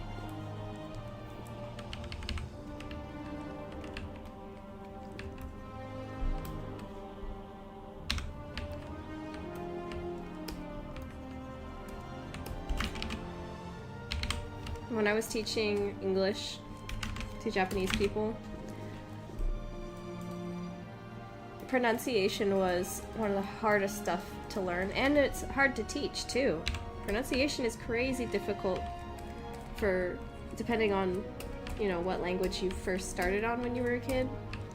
And as far as I know, English has like over 100 more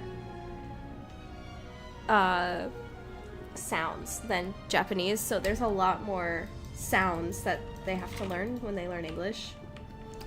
So that was an interesting part of the job, was trying to communicate how to pronounce certain things. Sometimes I had to literally draw diagrams on the paper of like how your tongue needs to look for pronouncing R or L.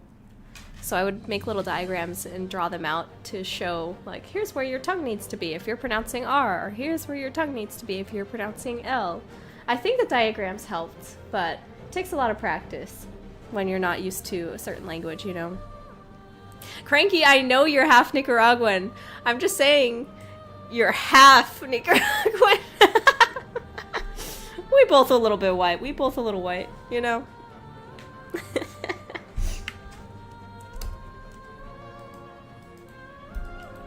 I mean, I'm a lot white, but, you know.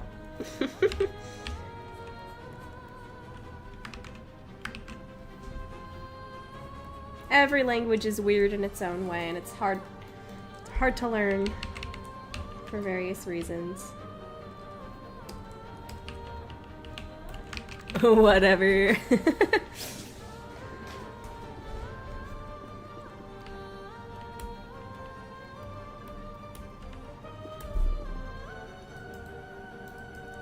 But man, I was really admiring my students because they were really trying. They were going for it and they were learning something new. So it was always so cool to see when they would improve and get better at stuff. It was awesome. I was so proud. I'm so proud of you, my little students and elderly students and adult students. One of my favorite stories of when I was teaching there is when this really cool professor lady, singing professor lady, walked in and she handed me the lyrics of Let It Go, not Let It Go, Love is an Open Door from Frozen, and she asked me, hey, can you help me learn how to sing this song with the correct pronunciation in English? And so for the whole lesson, we were just singing Love is an Open Door. And I was showing her how to do the or sound, the Love is an Open Door sound. Which again, there's not really an O sound in Japanese, so that was fun. That was a fun lesson. And boy, do I know how to sound American. That is something I can do. That is something I've experienced and I can teach. How to sound aggressively American.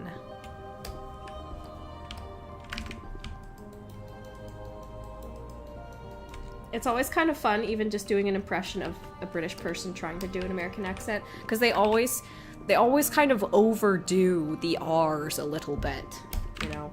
It's a little too hard on the R when pronouncing stuff, if that makes sense.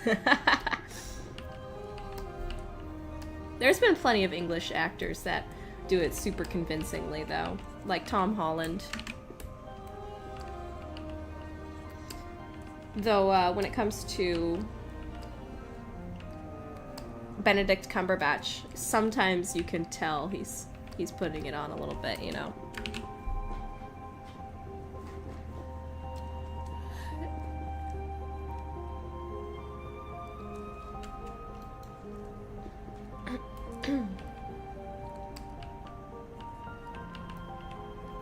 I'm very American. I'm the most American person you've ever heard. No, I am not putting on an American accent.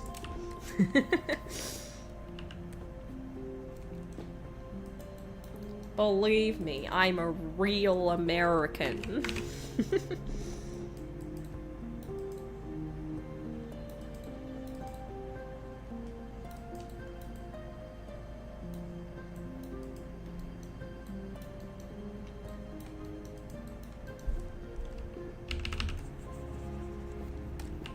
Accents are fun. It's interesting learning how languages develop.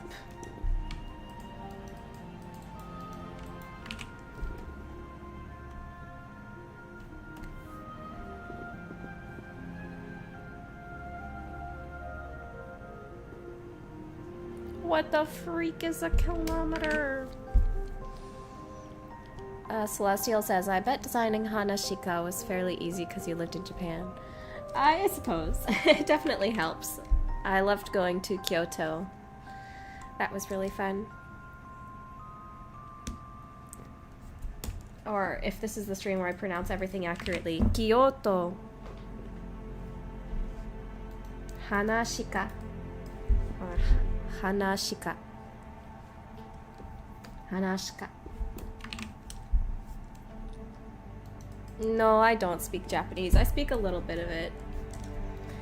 I was very stressed when I lived there, and ironically did not have a lot of time to actually study it.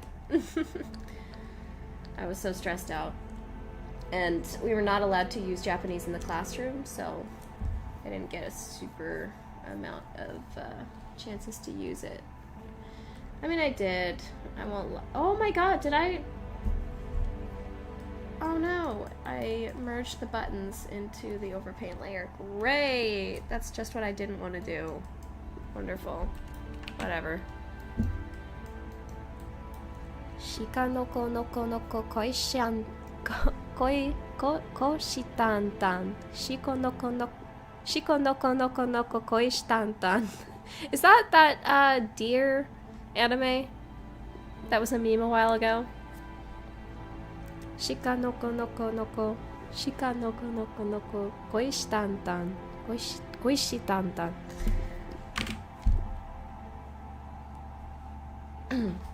Yes, I have gone to a conveyor belt sushi restaurant in Japan. They were awesome. And I've been to one here in Houston.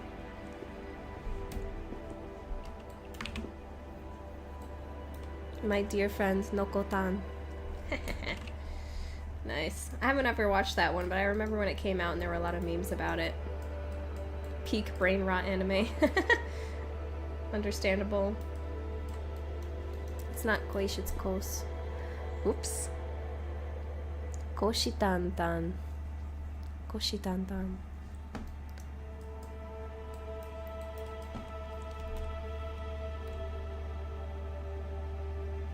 Chala he chala.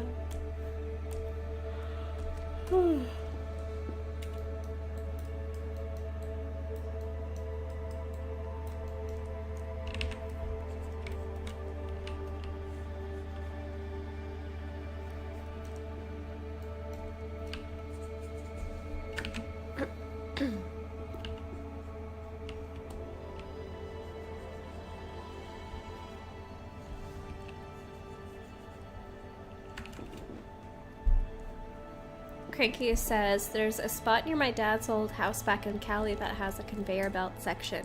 It was nice, but sometimes it's just easier to order exactly what I want rather than leave it to the will of the gods. Oh, they didn't have an ordering option? At the conveyor belt places that I've been to, you can just, there's like an iPad and you can order what you want on the screen, and there's a second conveyor belt that delivers what you want to you right at your table. There's like two conveyor belts. One of them is the random one that you can just grab from, and then one of them is the conveyor belt on top that gives you what you want after you order on the iPad. It's very convenient and fun, and way too tempting to order a whole bunch of stuff and then waste a lot of money. Oh, they do. Okay, cool.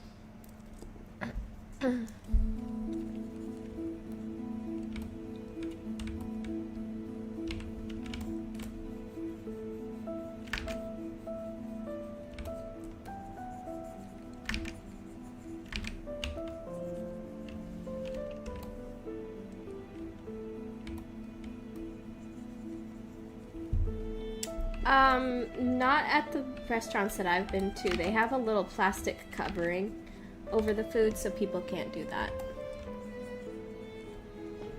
The only way to spit in the food would be to open the plastic covering, and then people can see that it's open, so you just don't choose that sushi if someone's already opened it. It's a clever solution to an awful, stupid problem.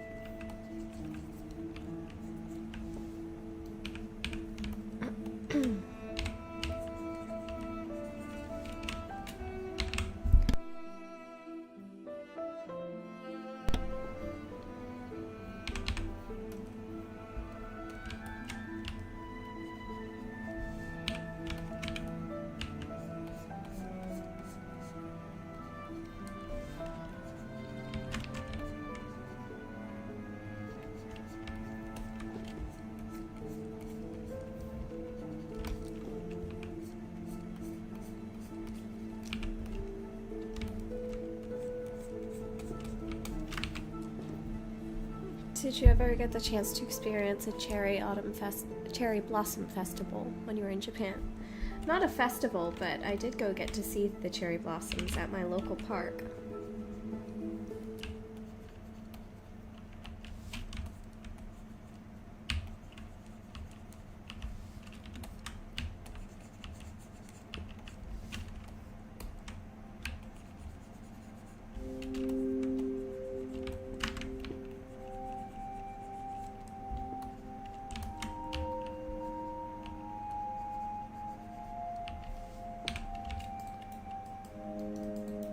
I lived in Hiratsuka and would often work in Chigasaki, Hiratsuka, and what was the other place I worked? Because I worked at three different offices depending on the day and who needed me. I was at Chigasaki, Hiratsuka, and I can't believe I'm forgetting this. That was my entire life, was going on the trains back and forth there.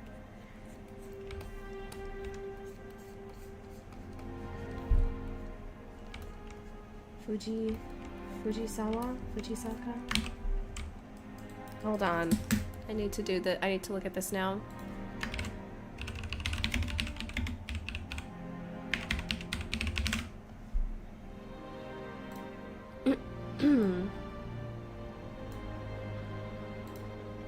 One second. Okay, cool. This is where I lived when I was in Japan. Hiratsuka. I lived... Where is it? I lived right here. By the Hiratsuka train station. In fact, I lived basically right here, I think, in one of these apartment buildings. I'm doxing myself. I'm doxing where I used to live.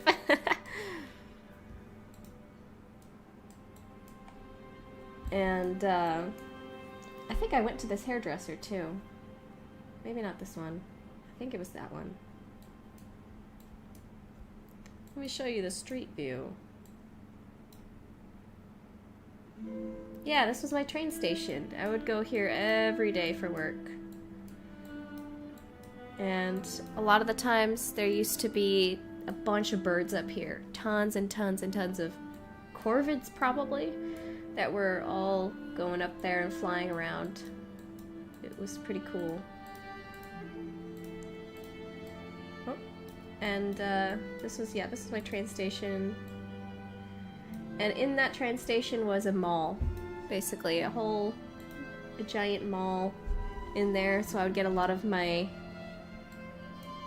daily needs. Though it looks like these are older photos, because when I lived here, there was a McDonald's right here.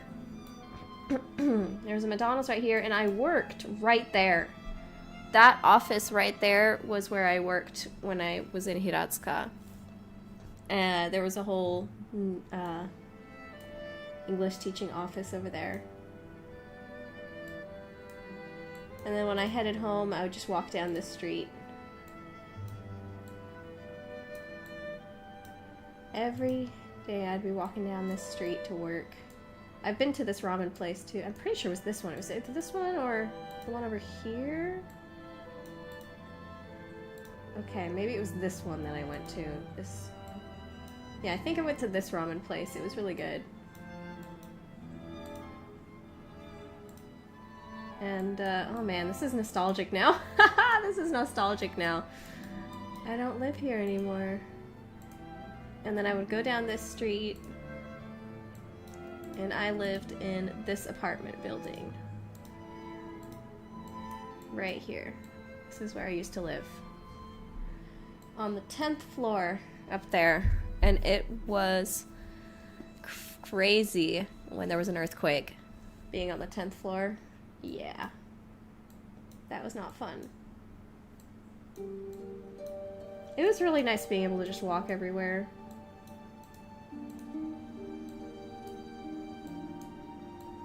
got to keep my bike in there too. I got a bike and would just bike around.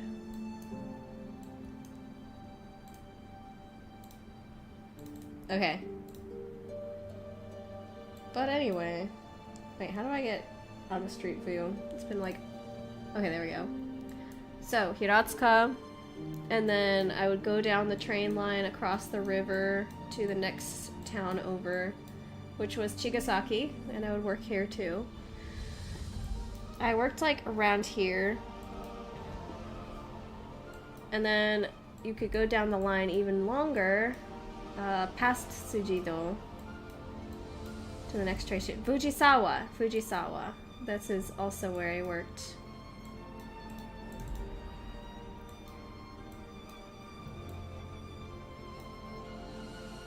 And I would go... This was really difficult sometimes when it was raining or snowing. This bridge area would get kind of slippery. And I had to be careful going down the stairs because, yeah, it would be slippery and you don't want to fall down those stairs. Anyway, yeah, I would take this walk like all the time to get to my work. I think I went to Pepper Lunch once too. They had some nice steaks there. Anyway, yeah, that's my little Japanese life thing. Little talk.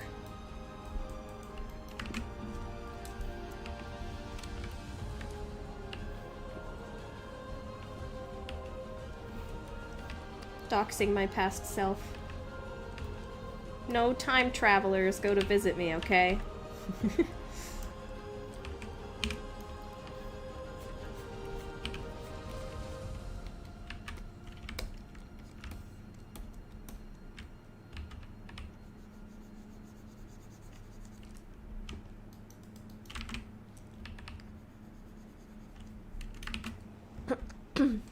Yes, 4 is an unlucky number in Japan because she means death, and she also means 4. So there are a lot of times where certain apartments will not be labeled as 4. So that way that apartment is not unlucky.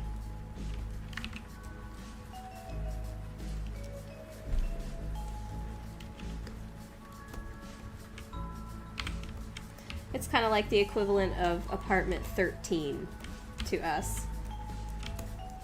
For us, 13 is the unlucky number.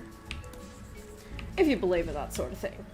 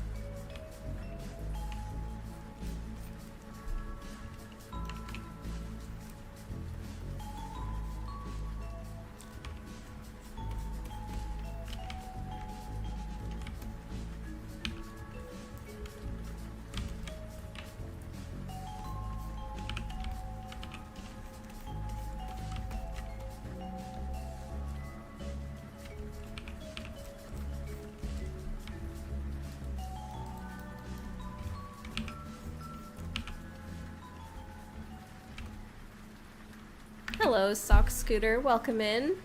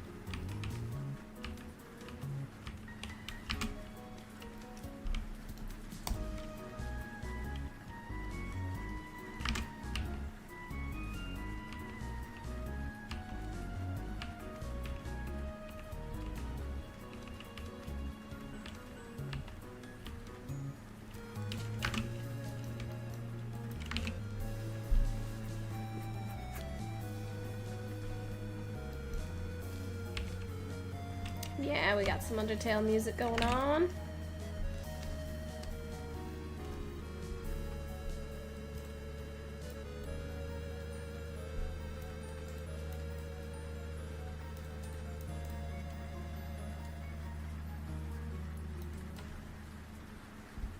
I did see some Tanuki statues.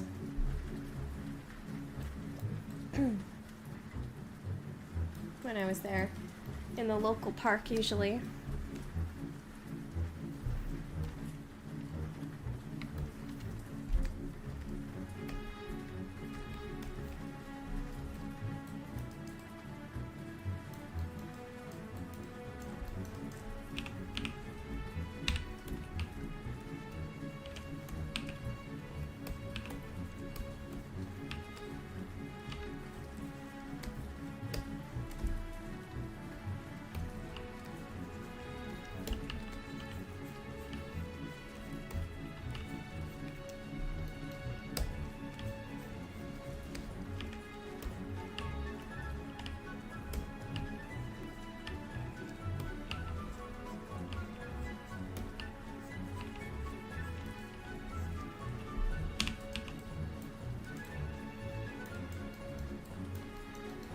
Welcome, Victoria.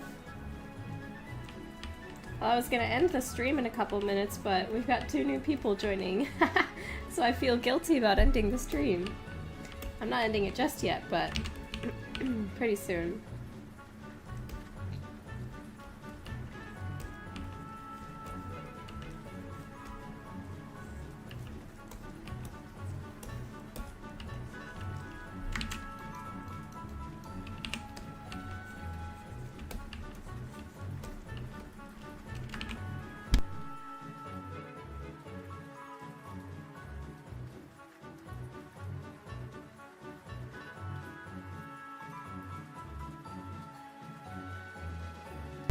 Socks Scooter asks, I have a question, but I'm not sure if it was asked or not, so please feel free to let me know. Is Dragon Queen still going to continue? Right now, no. I have no definitive answer on that right now. Because right now, I'm trying to do whatever I can to make a living off of what I do, off of my art. And I was not able to make a living off of writing books. So what I'm doing instead is focusing on my video game because I was able to at least get a Kickstarter for that one complete. So it's something. It's a success.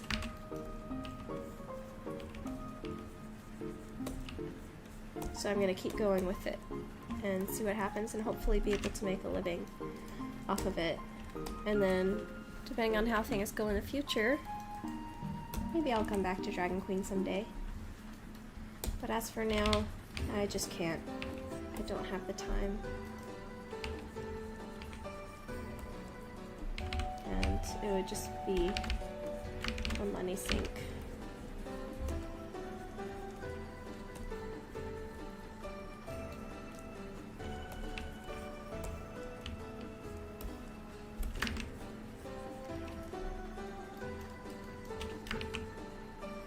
"24-hour stream if we reach the stream goal." Sorry. I'm not that desperate. Not to ruin my sleep schedule that I've been trying so hard to be good about.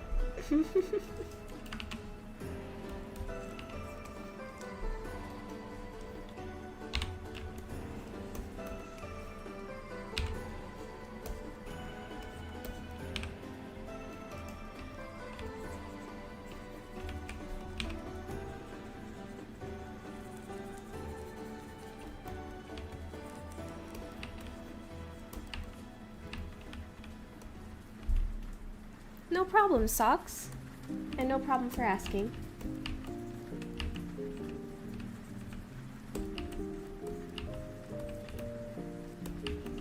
But, you know, if you liked Dragon Queen, you'll like the game even more, I think. Because I've gotten a lot better as a writer since then. And,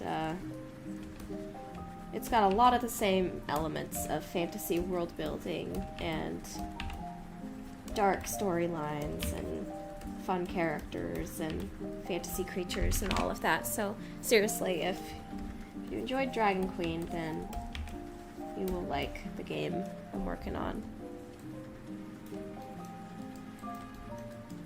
Been subscribing since 2015? Heck yeah, dude.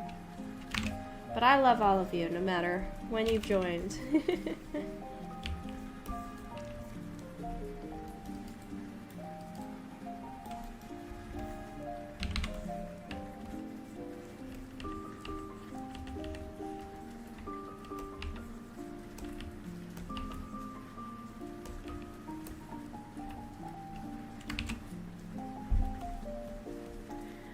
The current schedule for streams is usually Tuesdays at 5 p.m. CST, but because my stream yesterday was cut short, I decided to do another one today too. So I don't usually stream on Wednesdays, it's usually Tuesday evenings.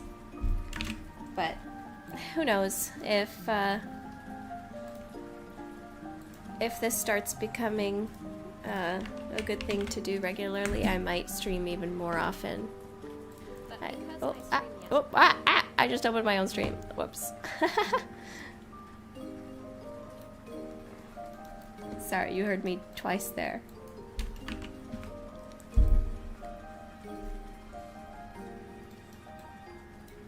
You still go back and listen to Dragon Queen?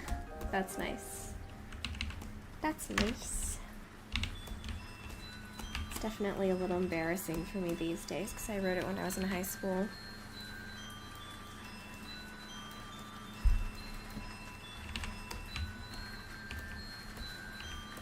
And it's so obviously self-insert.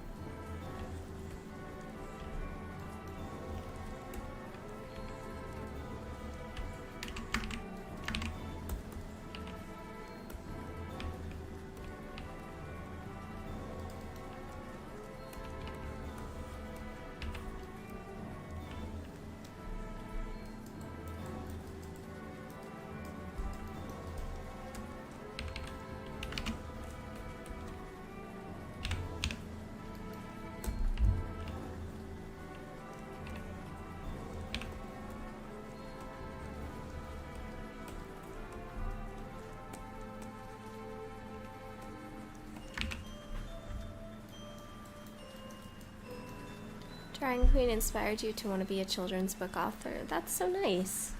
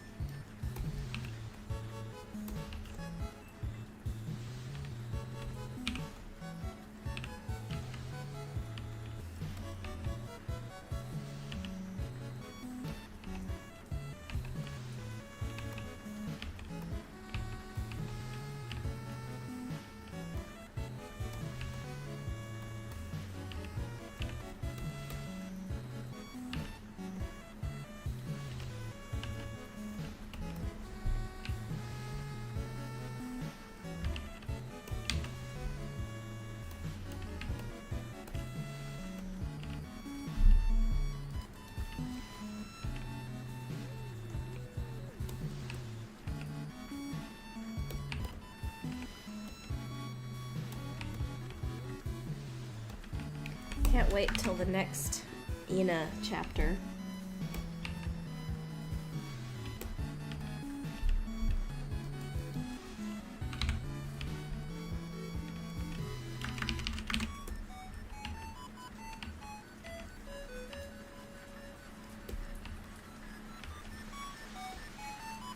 The way I paint is so satisfying. Oh, I hope so.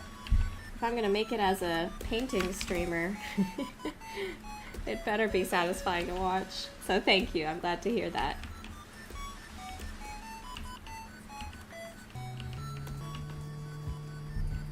I love Ina, Charlie. I love Ina.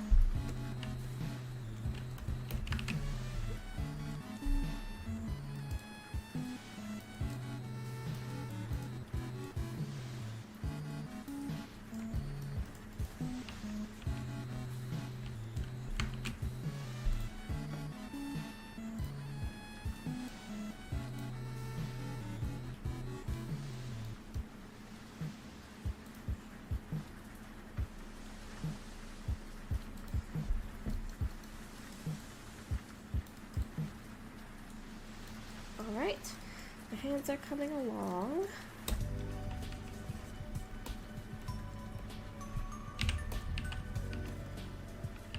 I need to watch the new Invincible episode. I love Invincible, Charlie. I love Invincible.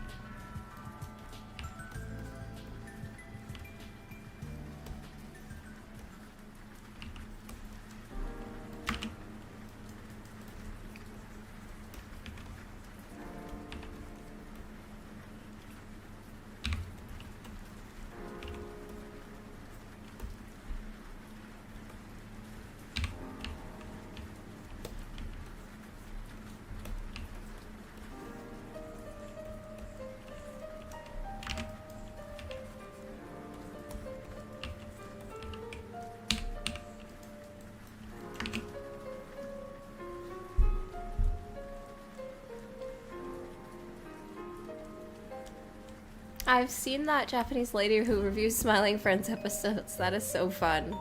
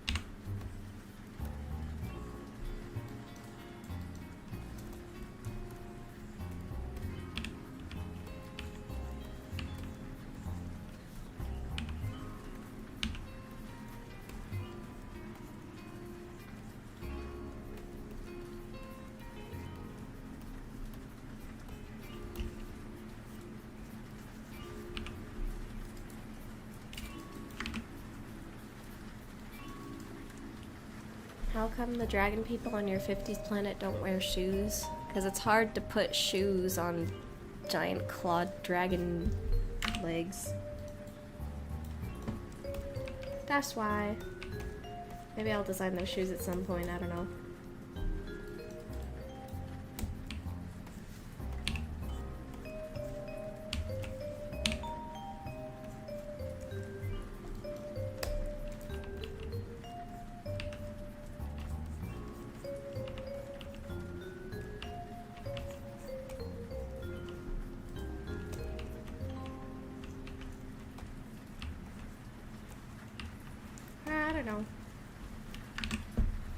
You try to slap shoes on your pet lizard and see how that goes. Yeah.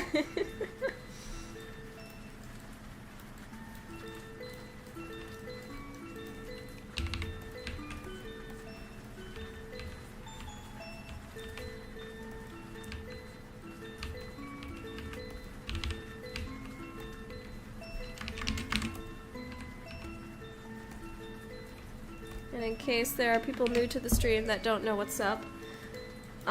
If you donate $10 through Super Chat or the donation link in the description, you get to put a message on this model somewhere, and it will be here permanently, even when it's in the game. So someone wrote Tommy is cool for their message, another person wrote Mama's boy, and then the funnest one so far was just saying world's bestest daddy, and then it's him with his daughters. So if you'd like to leave a little message that is appropriate on this model forever, feel free to donate $10. I agree, Cranky, I agree. I have seen artists that have made like lizard feet shoes or bird feet shoes or paw shoes, and they do a really good job with thinking about the logistics of it, but yeah, it still don't know if I like it, you know. Just doesn't feel natural putting shoes on animal feet, I guess. Depends on the setting.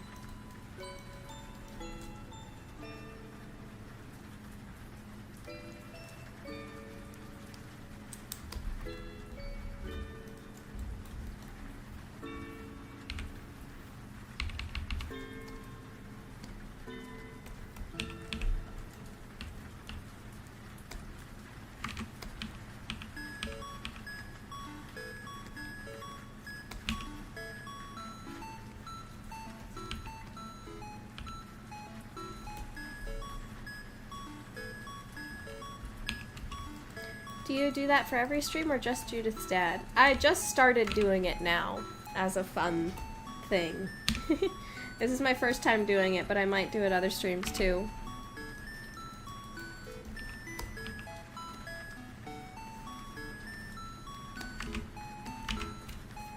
Seems like a fun incentive to get your own little message that'll be in the game secretly.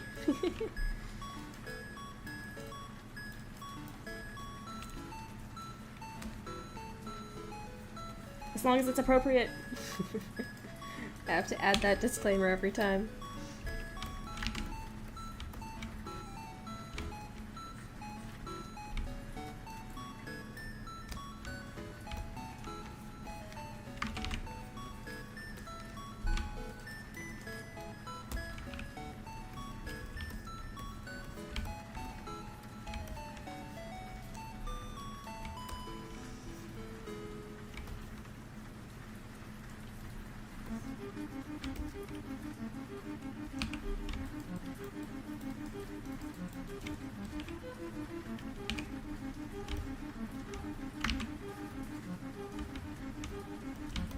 Oh, I love this song. In the future, are you going to make a game that's rated M for mature like Has Been Hotel or PG-13? I don't really have any interest in making M-rated games. Not to say I don't like some of them. Most of my favorite games are probably M-rated, but it's just not something that I have a real interest in doing. There's already so many M-rated games. I feel like we need more T-rated games, you know? Gotta have some variety. Feels like most big budget games that come out are rated M. There's more variety in the indie space, of course, but not everything needs to be M to be good, you know? Or have a mature story.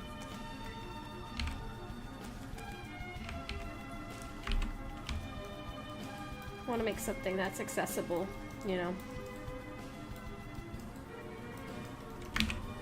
Oh, welcome back, Trent.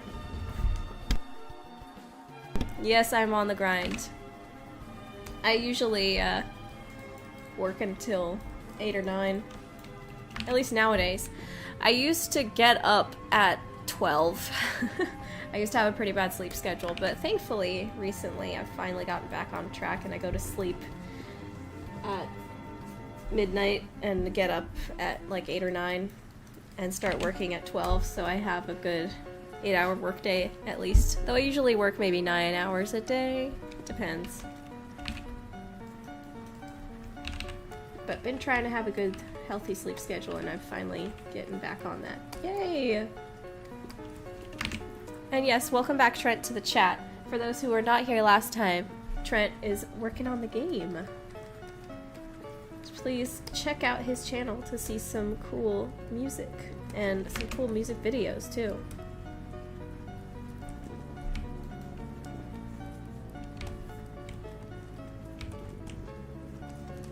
Let's see, we got the gloves here today.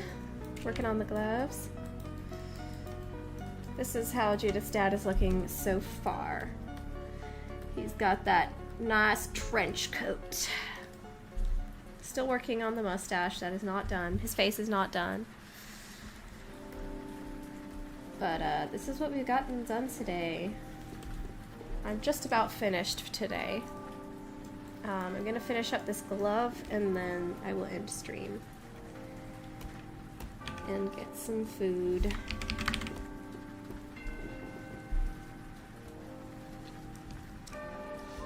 Oh, you finally... Have you found a place to rent yet?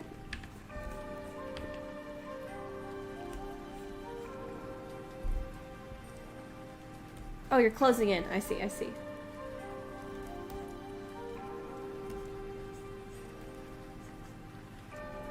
That's gotta be a pain to try to find a place. The housing market is not fun right now.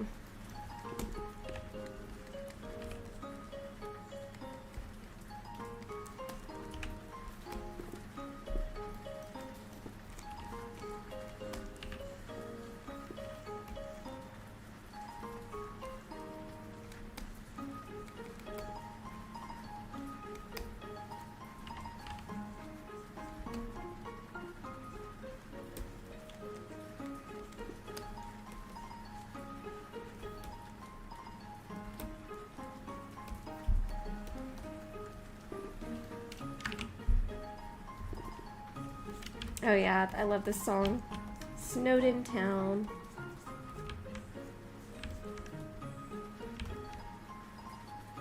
Gosh, my throat is still recovering from being sick. Ugh. It's not sore or anything, it's just asthma.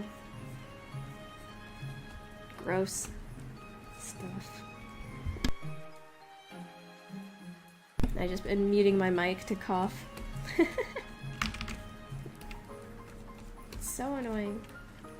You know, that was one of the main reasons well, there was quite a few reasons. One of the reasons I quit my job in Japan was that I kept getting sick because of the kids that I was teaching. Whenever I'm around kids. Sure, I love taking care of kids, but they get me sick.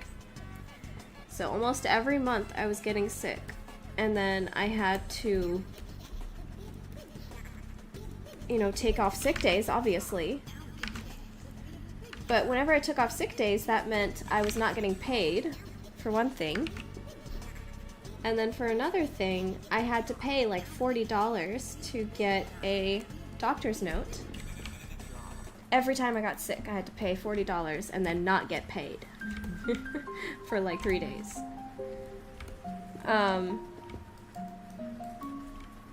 So that was one thing. And then, even when I got better from being sick, I still had asthma leftovers. Whenever I get sick, it usually takes me like a week or more to get rid of the asthma afterwards. So that means I was going into work and I was coughing. And it was so embarrassing. I kept telling my students, don't worry, I'm not sick. I have asthma, I have bad lungs, so I cough for a while after I get sick. But it was so embarrassing, dude. I hated it. I was in the middle of lessons and I would fight so hard not to cough. Every time it was a battle to not cough in front of my students. And I would even like have to wear a mask and everything, you know, trying to make sure like, hey guys, I'm not trying to get you sick. Trying to be respectful, but it was still really embarrassing. And I just got sick so often. It was so stressful. And then my management would get mad that I would get sick so often. They're like, why are you getting sick so often? And I went to the doctor, but They didn't know. They were just diagnosing me with anxiety-related IBS and all that. Anyway, it was not fun. That's the reason I'm not in Japan anymore. I was having a lot of health issues. Not just that. But that's why I am so glad to be back. And right after I got back to Japan, I started doing my Kickstarter. And the Kickstarter was a success thanks to you guys. And now I get to do this every day, which I love. So thank you all for your support.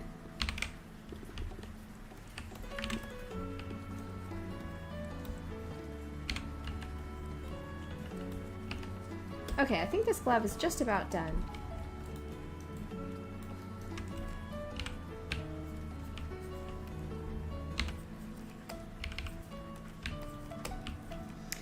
You know, one of the funnest things I did in between lessons at my job was I would doodle stuff in my notebooks that I kept with me, and I doodled a whole bunch of things about Noramore and made a whole bunch of notes. Sometimes I just get ideas for this game while I was on the job, and I would just sketch them out in my notebook, or I would write them down, and then later I would come back home and write them up on my computer.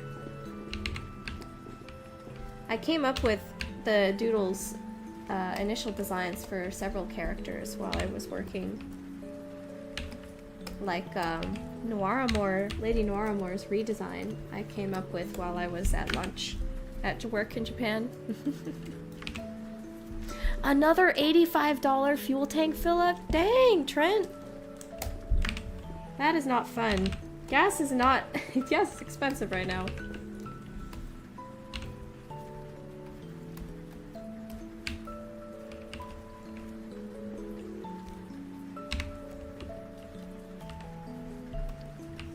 Because you're off driving to a whole bunch of different places, going to gigs, right? So, you gotta fill up your tank pretty often.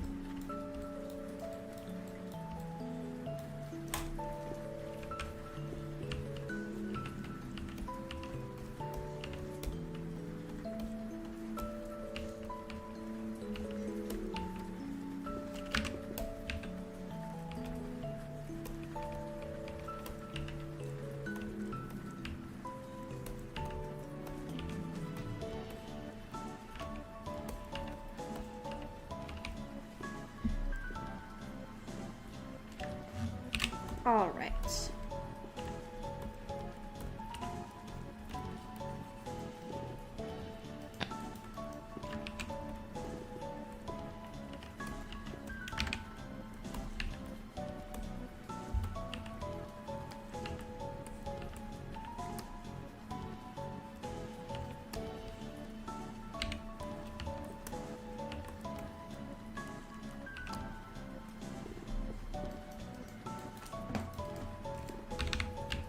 So yeah, all that story is to say, thank you guys for your support so that I can do this. Instead of continually getting sick and getting berated for being sick.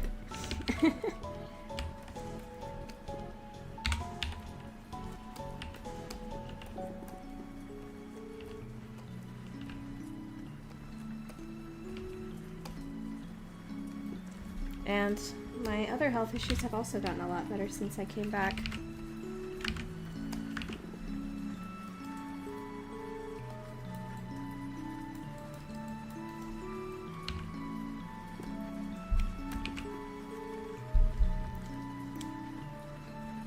Your dad's a DJ and he's dealing with that too? Oh man, yep. So your dad is also going out to different gigs and stuff? Taylor?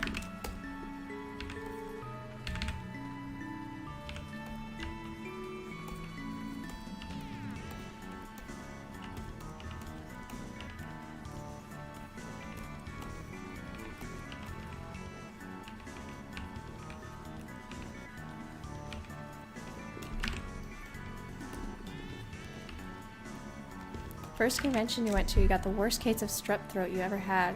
Oh, yeesh. Well, I'm glad you're not sick anymore.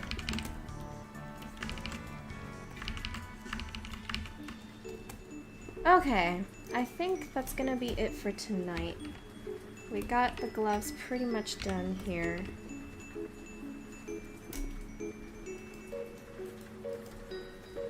Ah, dang, Taylor. Congrats on surviving all that and getting through that. That's tough. Real tough.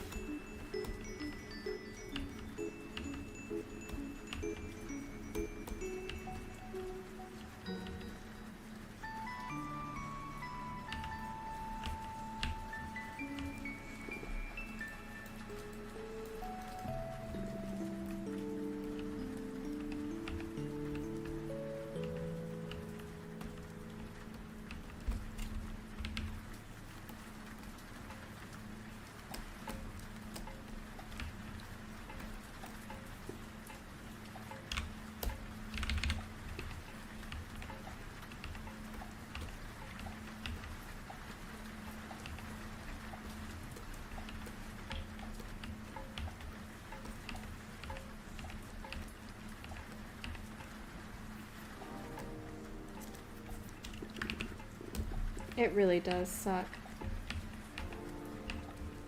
Good on you for getting through that.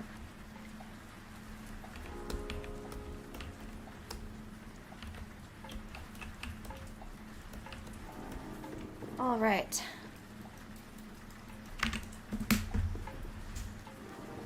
You've been cancer-free for 2 years now. Still have struggles. You just keep moving. Yeah, good on you. Seriously, it takes a lot of, it takes a lot of effort. It takes a lot of gumption. Good fight and spirit. Good job.